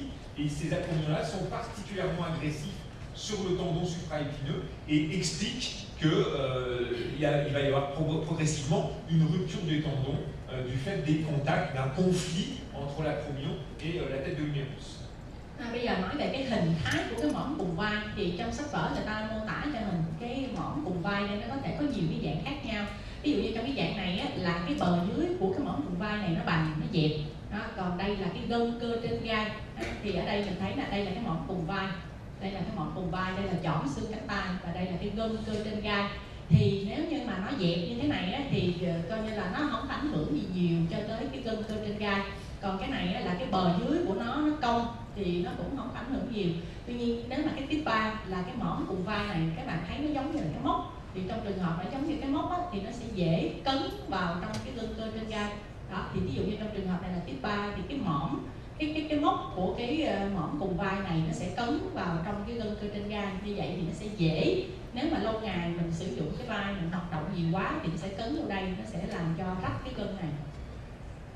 Dans le même ordre d'esprit, l'articulation acromioclaviculaire qui est située juste au-dessus de la jonction myotendineuse du supraépineux et qui peut évidemment avoir un retentissement ici au niveau du supraépineux quand il y a des arthropathies dégénératives relativement évoluées. Trong cái trường hợp này là thoái hóa của cái khớp cùng đòn, thì ở đây mình thấy là thoái hóa của cái khớp cùng đòn thì xin lỗi, của cái mõm cùng vai, thì mình khi mà nó nằm ở ngay trên cái gân cơ trên gai, cho nên một cái thoái hóa khớp mà nó phì đại, nó lớn, nó có dịch thì nó sẽ ảnh hưởng đến cái bờ trên của cái gân cơ trên gai. Alors la dernière chose qu'il faut regarder quand on analyse les coiffes, ce sont donc les muscles qui sont donc associés au tendon. Một cái điều mà khi chúng ta đọc cái khớp vai hoặc là cái bệnh lý chết xoay thì chúng ta phải quan tâm cái cơ. Et en particulier, il faut rechercher ce qu'on appelle des amyotrophies, en particulier au niveau du supraépineux ici. Vous voyez que le supraépineux occupe complètement toute la fosse entre l'épine de la scapula ici et la coracoïde à cet endroit-là. Cái cơ ở đây mình chú ý nhiều nhất là cái cơ trên gai. Thì ở đây mình thấy là cái xương vai nó đây, còn ở đây là cái cơ trên gai, thì cái cơ này là cái cơ hoàn toàn bình thường, cái ranh giới của nó mình thấy rõ. Dans les ruptures de coiffe, ce muscle supraépineux peut s'atrophier, et on voit ici qu'il n'occupe plus que la moitié de la fosse supraépineuse. Cái hố này là hố ở của cái cơ trên gai, thì trong trường hợp mà nó đứt những cái gân mà của chất xoay á, thì ở trong trường hợp này là cái cơ trên gai nó bị teo, mình thấy nó còn gần như nó chiếm có phân nửa cái thể tích của cái hố trên gai này thôi. Et puis enfin, dans les ruptures anciennes et massives, le muscle ne travaille plus, et vous voyez que là, il occupe à peine un tiers de la fosse supraépineuse. Trong trường hợp mà rất rộng của cái phần mà chất xoay thì cái cơ này nó không có còn hoạt động nữa, thì nó còn teo, thì các bạn thấy là cái cơ trên gai bây giờ nó chỉ chiếm khoảng 1/3 thể tích của cái khối trên gai này thôi. Ça c'est la myotrophie, c'est la perte du volume du muscle. Cái này nó là gọi là mất thể tích của cái khối cơ.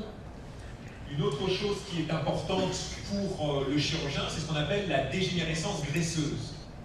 Nghĩa là có hai dạng tổn thương á, một tổn thương là teo cơ, một cái tổn thương thứ hai là thoái hóa mỡ trong cơ. Normalement, un muscle, au sein d'un muscle, il n'y a pas de graisse du tout. Bình thường, một cái cơ bình thường thì trong cái cơ nó không có mỡ. En fonction et pour différentes causes, si le tendon est lésé par exemple, ou si le nerf qui vient innerver le muscle est abîmé, le muscle lui-même va dégénérer et progressivement les fibres musculaires vont se transformer en fibres en stries graisseuses. Bình thường á, thì là mình có cái gân cơ, rồi có cái dây thần kinh để tới nuôi cái cơ. Trong cái trường hợp mà cái gân cơ bị tổn thương hoặc là cái dây thần kinh tới nuôi cái cơ bị tổn thương, thì những cái sợi cơ nó sẽ biến thành ra những cái sợi mỡ, nó tạo thành những cái vân mỡ ở trong cơ. Et en fonction de cette dégénérescence graisseuse, en fonction de cette quantité de muscles, on va pouvoir stadifier cette dégénérescence. Donc dans le grade 0, il n'y a aucune graisse dans le muscle. Dans le grade 1, il y a quelques stries graisseuses à l'intérieur du muscle. Dans le grade 2, les stries graisseuses sont plus nombreuses mais restent inférieures à la moitié des fibres musculaires. Dans le grade 3, les stries graisseuses sont beaucoup plus nombreuses, elles sont supérieures à la moitié du muscle. Et enfin, dans le grade 4, le muscle a quasiment complètement disparu et a un signal complètement graisseux. Thì cái thoái hóa mỡ trong cơ này nó có thể ảnh hưởng đến cơ trên gai, cơ dưới gai và cơ dưới vai. Thì người ta tùy theo cái mức độ mỡ trong cơ thì người ta sẽ phân độ. Nếu mà độ 0 thì trong cơ không có mỡ, độ 1 là chỉ có vài cái vân mỡ thôi, độ 2 là có nhiều cái vân mỡ ở trong cơ, nhưng mà cái số lượng vân mỡ này nó ít hơn phân nửa cái thể tích của cái cơ. Rồi độ 3 là cái vân mỡ này nhiều hơn phân nửa cái thể tích của cái cơ, và độ 4 là gần như cái cơ hầu như là mỡ. Là encore, ce sont des éléments qui sont importants pour le chirurgien. Si vous réparez des muscles au stade 0, 1 ou 2, vous avez de grandes chances d'obtenir une réparation satisfaisante.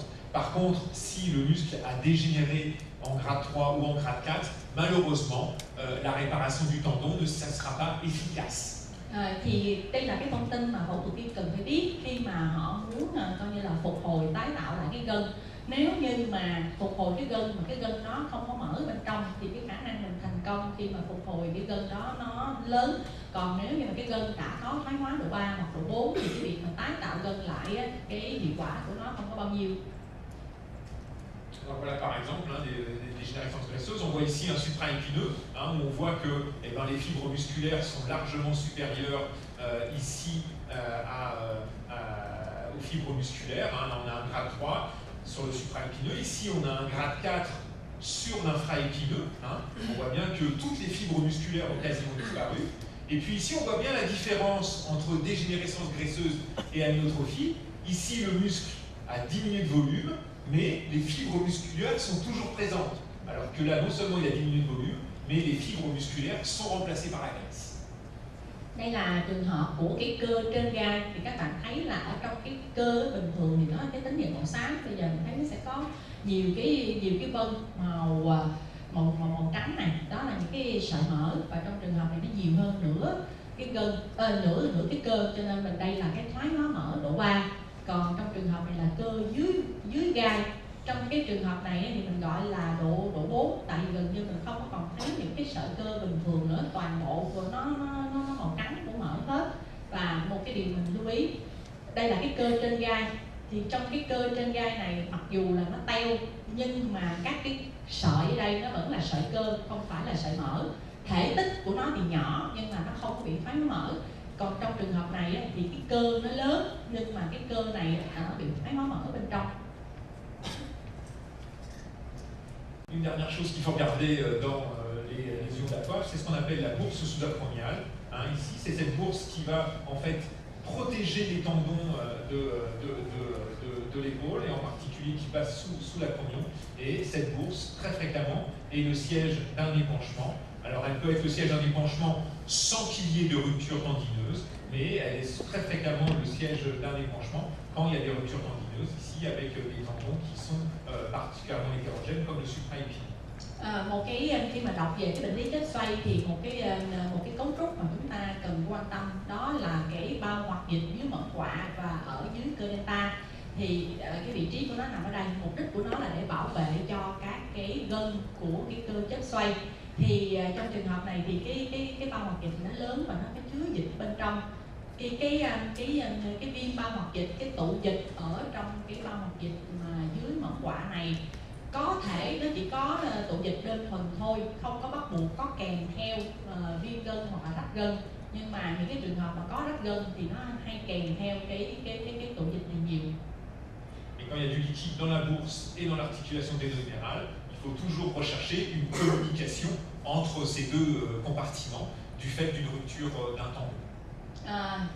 Trong cái trường hợp mà mình thấy là có dịch ở trong cái bao hoặc dịch dưới mỡ quạ và mình thấy có dịch ở trong cái khớp vai thì mình sẽ đi, mà trong cái bệnh lý mà có thoái hóa gân hoặc là rách gân thì mình đi tìm thử coi là nó có thông thương giữa cái bao hoặc dịch này và cái khớp vai hay không. Thì nếu mà nó có thông thương thì có ý nghĩa là coi chừng nó có rách gân. Alors, faut-il réaliser des arthroscanners ou des arthro-IRM ou des IRM? Clairement, l'intérêt de l'arthroscanner, c'est qu'il y a une résolution anatomique qui est extrêmement importante puisque les coupes sont très fines et surtout on a de rotation. C'est un examen qui est rapide, c'est une sémiologie qui est robuste, et en France en tout cas, les chirurgiens préfèrent l'arthroscanner à l'arthro-IRM ou à l'IRM. En plus, c'est un coût nettement moins important. Par contre, ce qu'il faut quand même savoir, c'est que l'IRM ou l'arthro-IRM reste supérieur à l'arthroscanner, en particulier quand il n'y a pas de rupture transfixiante des tendons, parce que l'IRM ou l'arthro-IRM permet par rapport au scanner de voir directement le tendon. Et puis l'autre gros intérêt, c'est qu'elle n'est pas irradiante par rapport à l'arthroscanner. So sánh giữa cái chụp cái khớp vai bằng CT có thuốc tương phản hữu khớp và chụp khớp vai bằng cộng hưởng từ có tiêm thuốc tương phản hữu khớp, thì nếu mình chụp cái CT thì mình thấy là cái độ phân giải về mặt giải phẫu nó cũng rất là tốt. Làm cái CT thì mình có thể làm được ở hai tư thế, xoay trong và xoay ngoài của cái khớp vai, làm rất là nhanh, nó cho được nhiều triệu chứng. Thì phẫu thuật viên ở bên Pháp thì thích cái CT, chụp CT khớp vai có tiêm thuốc tương phản hơn, và làm cái CT này thì tiền nó rẻ hơn so với là làm cái cộng hưởng từ. Tuy nhiên cái cộng hưởng từ thì trong cái trường hợp mà đứt gân không có hoàn toàn đứt gân một phần thì cái cộng hưởng từ nó tốt hơn, nó cho mình thấy được cái hình ảnh trực tiếp của cái gân. Cái hình cộng hưởng từ thì không có bị ăn tia, và các cái cấu trúc của mình có nhiều cái cấu trúc mình dễ nhìn hơn. L'autre grosse pathologie de l'épaule, c'est ce qu'on appelle les instabilités. Một cái vấn đề lớn của cái khớp vai nữa gọi là mất vững khớp vai. La plupart du temps, ces instabilités sont secondaires à des traumatismes.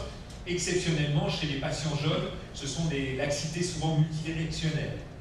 Cái mất vững khớp vai này nó có thể gặp sau một cái trường hợp mà bị chấn thương. Những cái người mà trẻ thì thường là ít bị trật bị mất vững cái khớp vai. Thường có cái mất vững khớp vai hoặc là trật cái chỗ này là do cái dây chằng của khớp vai nó bị lỏng lẻo. Donc la définition d'instabilité, c'est la perte des rapports articulaires habituels. Cette perte, elle peut être permanente, hein, ça peut être ce qu'on appelle une instabilité statique. Il y a une luxation permanente de l'articulation, ou c'est une instabilité qui est dite dynamique, c'est une instabilité qui survient par épisode de sous-luxation en fonction des mouvements, par exemple.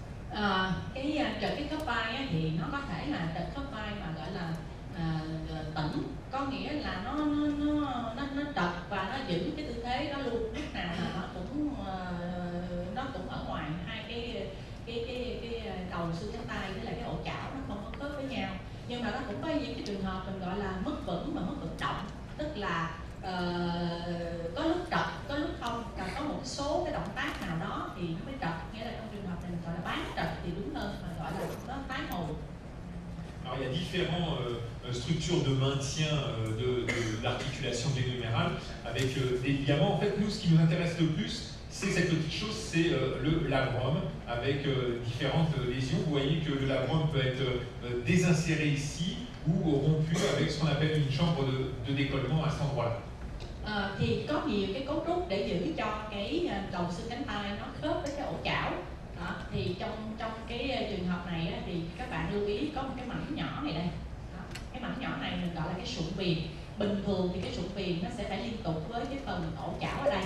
Còn trong trường hợp này là cái sụn viền này nó bị bong ra, nó đứt ra khỏi nó tách rời khỏi cái ổ chảo. Il peut y avoir d'autres lésions où le labrum peut être carrément refoulé en dedans de la glène. Có những cái trường hợp á, thì cái mảnh sụn viền này nó bị bong ra và nó bị cuốn vào ở phía bên trong của cái bờ trong của cái ổ chảo này. Alors, dans ces instabilités de l'épaule, il y a souvent donc, des fractures qui sont réalisées. Donc, il y a souvent une fracture à la partie postérieure et supérieure de la tête de l'humérus, hein, qu'on appelle des fractures de Malgen ou fractures de Lee-Sachs. Trong cái trường hợp mà tổn thương cái sụn viền, trong trường hợp mà trật ra phía trước như vậy á, thì nó thường kèm theo cái gãy của cái xương, thì nó có một cái gãy cái sụn viền mà kèm theo cái gãy xương ở phía sau trên của cái đầu trên xương cánh tay, thì nó có cái tên riêng là gãy Malgen hoặc là gãy Lee-Sachs. On va rechercher aussi des fractures ou des petits décollements du périoste au niveau de la cavité glénomitienne. Nhưng mà cũng có những cái trường hợp á, là cái gãy của cái sụn viền đó nó chỉ một chút xíu thôi, nó chỉ làm mòn, nó chỉ làm bong một chút xíu thôi. On va analyser le signal du labrum. Tiếp theo nữa thì mình cũng sẽ xem cái tín hiệu của cái sụn viền. Et enfin, on va rechercher des émoussements, des abrasions, ou carrément des insertions, des disparitions du labrum. Mình cũng sẽ xem để coi là cái bờ của cái sụn viền đó nó có đều hay không, cái kích thước nó còn đủ hay không, hay là thậm chí là có những cái trường hợp là nó bong ra khỏi luôn, không thấy nó ở cái vị trí bình thường. Ces lésions, on les recherchera préférentiellement à la partie antérieure et inférieure de la cavité glénomitienne. Thường thì cái tổn thương mà của cái sụn viền đó thì nó ở cái phần phía trước dưới. Voilà. Par exemple, les lésions ici labrales, où on a ici un labrum qui a complètement disparu. Vous voyez qu'on a perdu la petite image triangulaire qu'on avait précédemment. Et ici, on a un hypersignal osseux de la cavité glénomitienne. Đây là cái hình axial của mình ha. Thì cái sụn viền là thường nó là một cái miếng tam giác nhỏ ở đây. Thì giờ trường hợp này mình mất luôn cái miếng sụn viền rồi, tức là nó gãy, nó bong ra rồi. Và ở đây nó có tăng tín hiệu ở cái ổ chảo, nghĩa là tổn thương của cái phần tủy xương của ổ chảo. Cette lésion-là, elle est liée au fait que la tête de l'humérus est sortie de la cavité glénoïdienne et elle est venue taper ici contre la cavité glénoïdienne. Lý do đó là tại vì cái đầu xương cánh tay này nó bị trật ra khỏi cái ổ chảo và nó lại di chuyển ra phía sau, nó đập vào trong cái ổ chảo này, cho nên nó làm hư cái sụn viền. Et comme la tête de l'humérus est sortie de la cavité glénoïdienne, elle vient s'impacter à cette partie antérieure, et donc la partie postérieure et supérieure de la tête de l'humérus va être elle aussi le siège d'une fracture qui est une fracture tassement, ce qu'on appelle la fracture de Lee-Sachs. Và cái đầu xương cánh tay, cái chỏm xương cánh tay nó trật ra khỏi cái ổ chảo và nó đập vào bên đây, cho nên là cái mặt sau trên của cái xương cánh tay á, nó bị tổn thương, nó cũng bị gãy, cho nên nó tăng tín hiệu ở đây. Mình gọi trong cái tổn thương này mình gọi là gãy điêu sắt. Alors voilà d'autres fractures hein, au niveau de la tête. Vous voyez que c'est des petites déformations. Normalement, la tête, elle doit être parfaitement sphérique. Hein. On a d'autres déformations. Et ici, on a des fractures beaucoup plus importantes ici de la cavité glénoïdienne, ou ici des fractures beaucoup plus subtiles. Thì các bạn thấy là bình thường là cái chỏm xương cánh tay nó phải tròn đều, nhưng mà giờ cái mặt sau của nó bị lõm vô bên trong, nó là cái gãy mặt sau trên của chỏm xương cánh tay. Tương tự vậy cũng đây là một cái chỗ mà mặt sau trên của xương cánh tay nó bị gãy, nó bị lõm vào bên trong, và nó kèm theo chỗ này mình thấy gãy của cái phần mà gãy của cái phần ổ chảo và cái sụn viền. Alors quand la fracture est récente comme les cas d'avant, on a un œdème associé dans l'os. Quand la fracture est plus ancienne, l'œdème a disparu, ne persiste que la déformation. Nếu mà trường hợp mà cái gãy này mới á, thì mình sẽ có cái phù ở trong tủy xương, tăng tín hiệu ở trong tủy xương. Còn trong trường hợp mà cái gãy mà nó gãy cũ rồi thì cái phù tủy xương, tăng tín hiệu trong tủy xương nó biến mất, mình chỉ còn lại cái biến dạng của cái đầu, cái chỏm xương cánh tay thôi. Alors voilà d'autres fractures de Mundeleïf. Vous voyez que ces lésions parfois elles sont extrêmement subtiles, hein, et puis on peut avoir des lésions beaucoup plus importantes ici au niveau de la tête de l'humérus. Mais normalement, hein, la tête doit être parfaitement sphérique à cet endroit-là. Những cái đây có những cái trường hợp là những cái tổn thương mà của cái chỏm xương cánh tay nó ít thôi, các bạn thấy là nó rất ít. Nhưng mà cũng có những cái trường hợp là cái tổn thương của cái chỏm xương cánh tay á, nó rộng, nó nhiều hơn. Nhưng mà nhắc lại là cái chỏm xương cánh tay là nó phải tròn đều, chứ nó không có được méo hoặc không có được biến dạng. Après les fractures, donc les lésions ici qu'on peut retrouver au niveau du labrum, et vous voyez qu'ici on a le labrum qui est bien dans l'hyposignal et qui est bien attaché à la cavité glénoïdienne. Ici le labrum antéro-inférieur est en signal hétérogène et il est détaché du périoste de la cavité glénoïdienne. On a encore ici un autre exemple de ce type de lésions qui sont dites les lésions de Bankart. Đây là cái phần mà cái ổ chảo nha, thì cái này là cái sụn viền bình thường, cái sụn viền bình thường đó, cái ranh giới nó sẽ rõ nét và nó giảm tín hiệu như thế này. Trong trường hợp này là mình có cái gãy cái sụn viền, nó bong khỏi cái màng xương này, nó cũng bị đứt ra luôn, và cái tín hiệu của nó các bạn thấy bây giờ nó tăng tín hiệu vừa chứ nó không có cả đen như bên này, nên là ra cái này là cái bất thường. Thì một cái ví dụ khác trong cái trường hợp này, cái sụn viền bình thường đây, còn cái chỗ này là nó gãy cái sụn viền, thì cái tổn thương mà gãy như thế này người ta gọi là cái tổn thương băng cạp. Ça c'est une IRM simple, donc il n'y avait pas d'injection intra-articulaire, et ici c'est une arthro-IRM. L'intérêt de l'arthro-IRM, c'est d'entraîner une distension de l'articulation et de mieux visualiser ces lésions, évidemment. Đây là cái hình cộng hưởng từ mà mình chụp như vậy thôi, không có bơm thuốc tương phản vào trong khớp. Còn hình này là mình có tiêm thuốc tương phản vào trong khớp. Thì mục đích đó là tiêm thuốc tương phản vào trong khớp thì mình sẽ thấy là cái khớp này nó bị giãn rộng ra. Thứ hai nữa là mình dễ nhận ra cái mảnh sụn viền gãy. Alors voilà d'autres lésions du labrum, vous voyez, avec des insertions, des arrachements, des lésions qu'on peut retrouver quasiment systématiquement dans les instabilités antérieures, avec des anomalies osseuses au contact. Những cái trường hợp, những cái ví dụ khác về gãy cái sụn viền, nó bong ra, các bạn thấy có những cái trường hợp là nó đứt luôn cả cái màng xương ở đây. Những cái đây là ở cái mặt phẳng, đây là những mặt axial, còn đây là mặt phẳng sagittal. Thì ngoài cái gãy cái sụn viền này thì mình còn có thể thấy những cái tổn thương ở xương kèm theo, trong tủy xương kèm theo.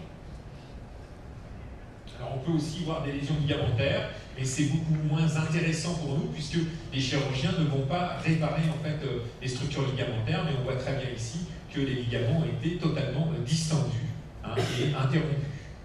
Thì bây giờ trên cái hình cộng hưởng từ mình cũng có thể thấy được những cái thương tổn của dây chằng, nhưng mà thật ra thì cái tổn thương của dây chằng á, thì ở cái vùng này thì phẫu thuật viên họ cũng không thể tái tạo được cái dây chằng ở trong cái vùng này, nhưng mà hình cộng hưởng từ thì mình sẽ cho thấy những cái dấu hiệu là cái phần của cái dây chằng, của cái phần ổ chảo cánh tay nó bị đứt hoàn toàn, nó bị làm cho cái chỗ này nó rộng ra, nó tụ dịch rất là nhiều. Những cái phần của dây chằng nó cũng rời ra. thì những cái tổn thương của dây chằng này nó hay gặp trong những cái gọi là mất vững khớp vai. Alors, on peut avoir des lésions qui sont parfois étendues relativement loin. Vous voyez que toute la chape ligamentaire s'est rompue, y compris ici, le ligament est là, y compris ici le muscle subscapulaire. Trong cái trường hợp này á, là nó tổn thương những cái dây chằng của ổ chảo cánh tay, nhiều khi nó rất là nhiều, rất là rộng, cái dây chằng nó bị đẩy ra bên ngoài rất nhiều ha. Đó, thì thậm chí ở đây là cái cơ dưới vai chỗ này nó cũng bị đứt cơ. Les lésions d'instabilité peuvent être associées à des lésions des tendons, et on voit ici, chez ce patient qui avait donc des épisodes de luxation, ici une vaste rupture de coiffe qui explique entre autres aussi l'instabilité des tendons participant à la stabilité des peaux. Những cái trường hợp mà mất vững khớp vai vậy á, thì ngoài những cái tổn thương của dây chằng thì mình còn có thấy được những cái tổn thương của các cái cơ chớp xoay. Ví dụ như chỗ này là cái gân trên gai, mình thấy nó đứt rồi, không có còn cái gân trên gai giữa cái chậu xương cánh tay và cái mỏm cùng vai. Đó, thì những cái trường hợp mà nó tổn thương rộng thì nó tổn thương cả dây chằng, tổn thương cả cái gân cơ chớp xoay. Les instabilités postérieures sont plus rares, les luxations sont plus rares, les luxations postérieures. Cela étant, il faut y penser, notamment au lieu, vous voyez que le labrum antérieur, lui, est normal. Par contre, le labrum postérieur a disparu. Il y a un hypersignal ici à la place du labrum et au niveau de la cavité clénoïdienne.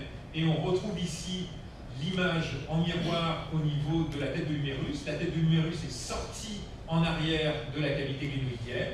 Elle est venue taper à cet endroit-là. Et ce qui explique qu'il y a un œdème osseux à cet endroit-là et une disparition complète du labrum à cet endroit. Trong cái trường hợp này á, thì nó làm mất vững khớp vai và cái chậu xương cánh tay nó bị trật ra sau. Thì nếu mà trật ra sau á, thì nó ít gặp hơn nhiều so với trật ra trước. Thì mình nghĩ tới những cái trường hợp này khi nào ở đây á, là mình sẽ có cái sụn viền phía trước mình vẫn còn thấy được rõ, nhưng ở đây là mất cái sụn viền phía sau rồi, mình không có còn thấy cái phần mà giảm tín hiệu ở đây. Ngoài ra nữa thì quanh cái ổ chảo này mình thấy có cái tăng tín hiệu của cái dịch. Tiếp nữa đó thì nó ngược với cái hình lúc trước đó, thì ở đây là cái phần mặt trước của cái xương cánh tay nó không có còn tròn đều và nó có tăng tín hiệu trong tủy xương. Cái này giải thích làm sao nó ngược lại với cái mà trật ra phía trước, có nghĩa là cái chỏm xương cánh tay này nó trật ra phía sau ra khỏi ổ chảo và cái đầu của xương cánh tay này nó đập vào trong cái sụn viền phía sau này, cái phần ổ mặt sau của cái ổ chảo, cho nên là nó có phù ở trong tủy xương. On va terminer sur les pathologies diverses de l'épaule. Bây giờ mình sẽ nói về những cái bệnh lý khác của cái vùng vai. Parce qu'il n'y a pas que la coiffe et l'instabilité, il y a aussi toutes ces lésions-là qu'on rencontre assez fréquemment au niveau des peaux. Tức là ngoài cái bệnh lý của chóp xoay hoặc là bệnh lý mất vững khớp vai thì ở khớp vai nó còn nhiều cái bệnh lý khác mà cũng rất là thường gặp. Alors dans les capsulites, c'est quelque chose d'important, la capsulite rétractive, puisque ça entraîne une limitation des douleurs relativement intenses de l'épaule et puis des limitations multidirectionnelles de l'articulation. Cái gọi là cái viêm bao khớp vai thì cái này nó cũng rất là thường gặp, và khi mà đó là cái khớp vai rất là đau và mọi cái hoạt động, mọi cái động tác của cái khớp vai nó đều bị hạn chế. Ce sont des pathologies qui sont hélas très fréquentes et qui sont à l'origine d'un handicap fonctionnel relativement important. Thì cái gọi là cái viêm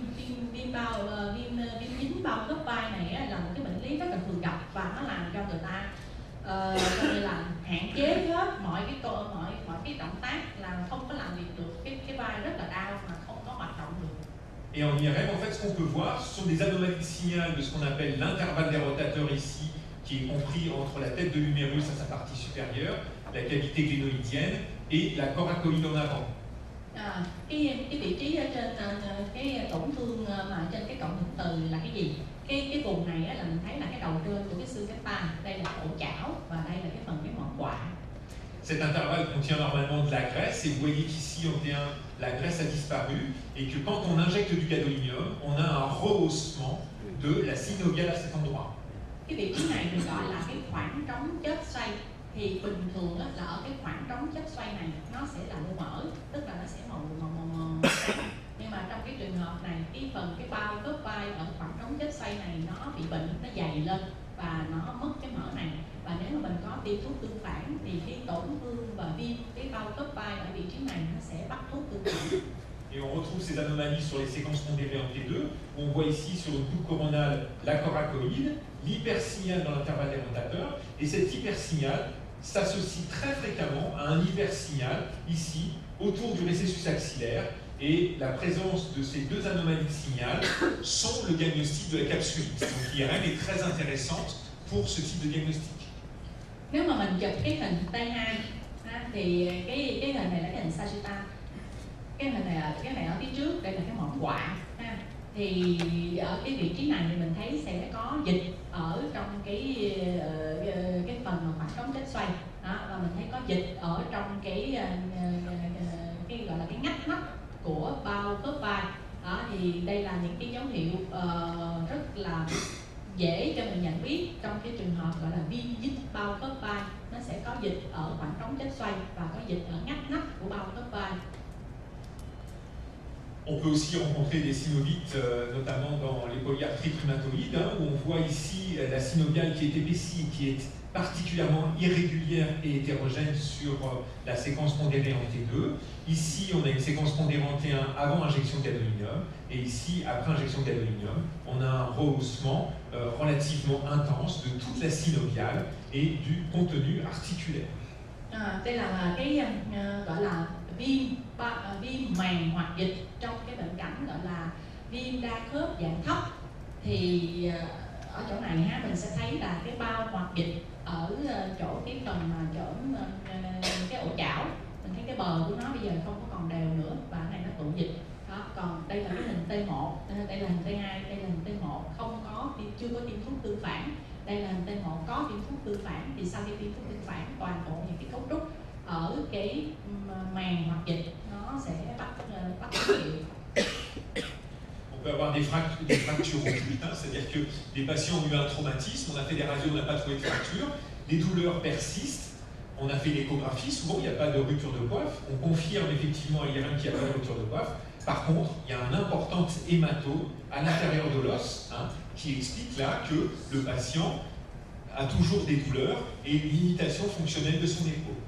Đây là cái trường hợp mà gọi là cái gãy ẩn khó có nhận thấy, thì bệnh nhân cũng bị một cái chấn thương, nhưng mà cái chấn thương nó cũng không có quá nặng đó, nhưng mà sau đó thì cứ đau cái vai hoài, hạn chế cái hoạt động, làm siêu âm thì không thấy có dịch ở quanh cái khớp, cũng không có tổn thương của cái gân đó. Thì khi mình chụp cộng hưởng từ thì mình thấy rõ ràng là cái gân này nó không có bị tổn thương, cái gân này nó vẫn hoàn toàn bình thường. Tuy nhiên trong cái tủy xương thì mình thấy nó có máu tụ ở trong cái tủy xương đó. Thì đây là những cái gọi là gãy xương, nhưng mà mình gọi là ẩn, không có thấy rõ cái đường gãy đó. Và chính vì vậy bệnh nhân cứ đau hoài và hạn chế các cái động tác của khớp vai. On peut avoir des nécroses, donc on verra ça avec la hanche, des zones tout à fait caractéristiques ici de l'épiphyse avec une déformation de la plaque osseuse sous-contrale. Đây nó cũng giống như nó gọi là cái hoại tử vô trùng, nó cũng hơi giống như ở chỗ cái chỏng xương đùi, nhưng mà cái này là ở chỗ cái cánh tay đó. Thì mình thấy đây cái tổn thương nó là ở đây của cái phần xương. On peut avoir des kystes paragénoïdiens, donc qui vont souvent déborder, souvent qui sont associés à des petites fissures du labrum et qui vont former des petites structures liquidiennes en hypersignal relativement intense, qui vont venir se positionner soit au niveau de l'échancrure supragénoïdienne, soit au niveau de la partie postérieure de l'échancrure. Et ces petites structures kystiques peuvent être à l'origine de ce qu'on appelle un syndrome canalaire. Elles vont comprimer le nerf suprascapulaire et être à l'origine d'une souffrance musculaire au niveau du supra et de l'infraépineux, qui pourront de ce fait présenter ce qu'on appelle des signes de dénervation avec un hypersignal sur les séquences pondérées T2. Đây là cái nang cạnh ổ chảo đó, thì mình thấy là có một cái tăng tín hiệu dịch ở gần cái ổ chảo, nó có thể là ở phía trước, nó cũng có thể là ở phía trên như thế này đó, hoặc là ví dụ như cái này nó ở phía sau, thì nó có thể gây ra một cái nó gọi là cái hội chứng của cái ống dây thần kinh trên gai đó, và nó có thể làm cho cái mất phân bố thần kinh của cái cơ trên gai và cái cơ dưới gai đó. và nếu mà khi mà những cái tổn thương mà mất phân bố thần kinh như vậy, mất cái chi phối của thần kinh thì nó có thể tăng tín hiệu của cái cơ ở trên cái hình T2. On peut avoir des tumeurs cartilagineuses en particulier, hein, les enchondromes au niveau de la tête de l'utérus, qui sont des tumeurs assez fréquentes, qui ont pour caractéristique d'être partiellement calcifiées, donc de présenter des plages en niveau signal T1 et puis en niveau signal T2, mais qui ont souvent une matrice cartilagineuse très riche, qui est souvent en hypersignal sur les séquences pondérées en T2, sachant que avant ou après injection, on a en général assez peu de prise de contraste au niveau de cette lésion quand elle est bénigne.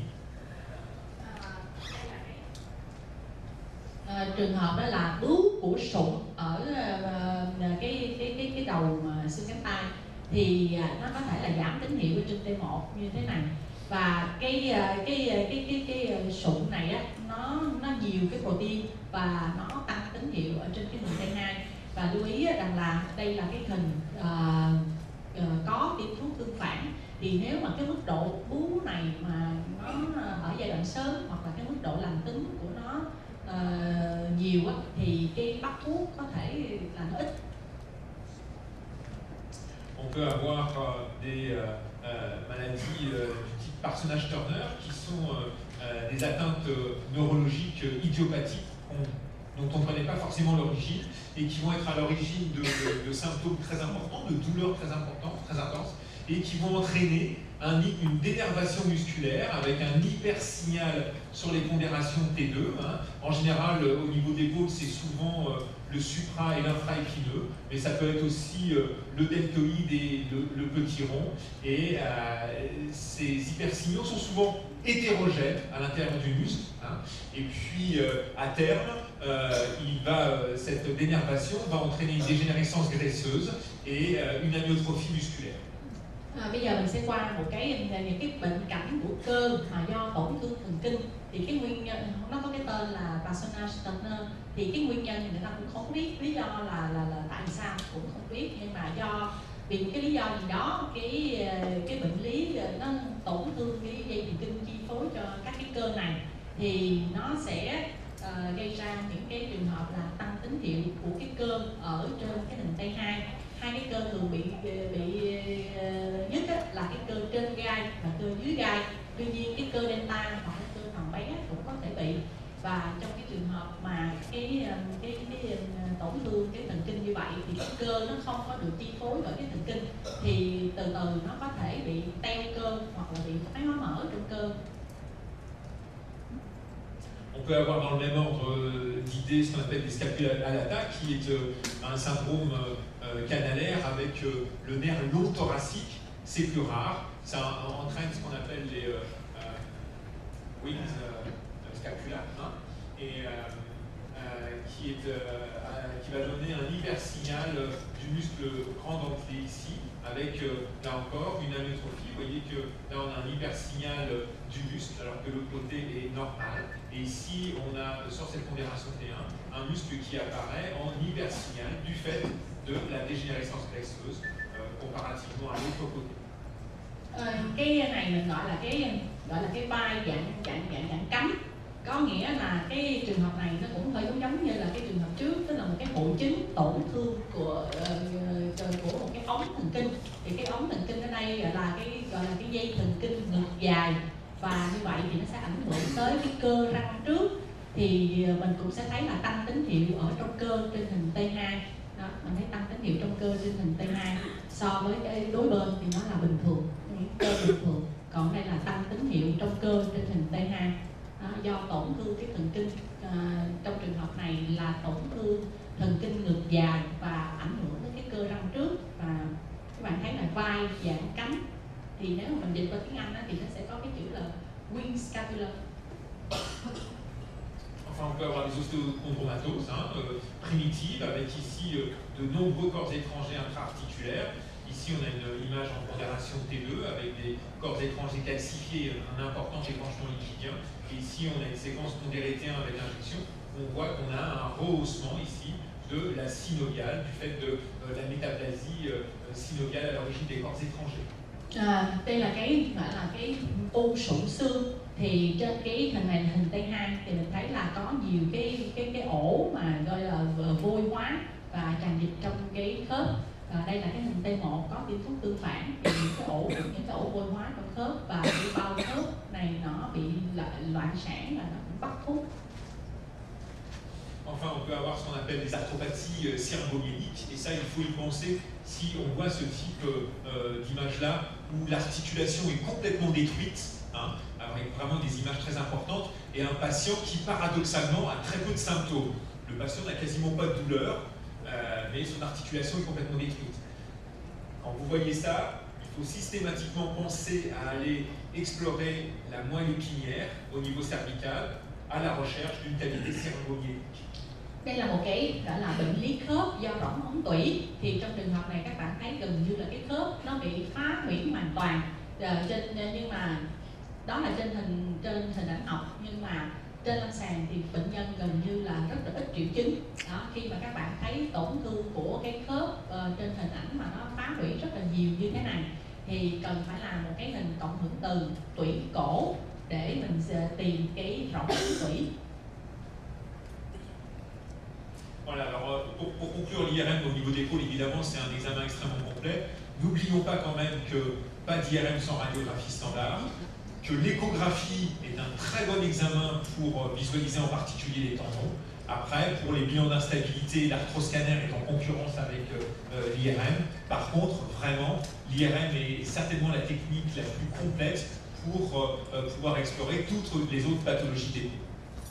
Để kết luận thì người ta thấy rằng là cái cộng hưởng từ của khớp vai là một cái kỹ thuật đánh giá cũng rất là toàn bộ, và nó là một cái kỹ thuật để cho mình có thể phân biệt được những cái nguyên nhân mà gây ra cái đau khớp vai. Và lưu ý rằng là luôn luôn là phải có cái hình X-quang quy ước của cái khớp vai. Một cái lưu ý nữa là hiện bây giờ gọi là chụp khớp vai bằng CT có tiêm thuốc tương phản hỗn khớp, nó cạnh tranh với cái cộng hưởng từ khớp vai có tiêm thuốc tương phản, và cái cộng hưởng từ thì nó sẽ cho mình thấy được rất là nhiều những cái chi tiết các cái cấu trúc giải phẫu của cái vùng vai.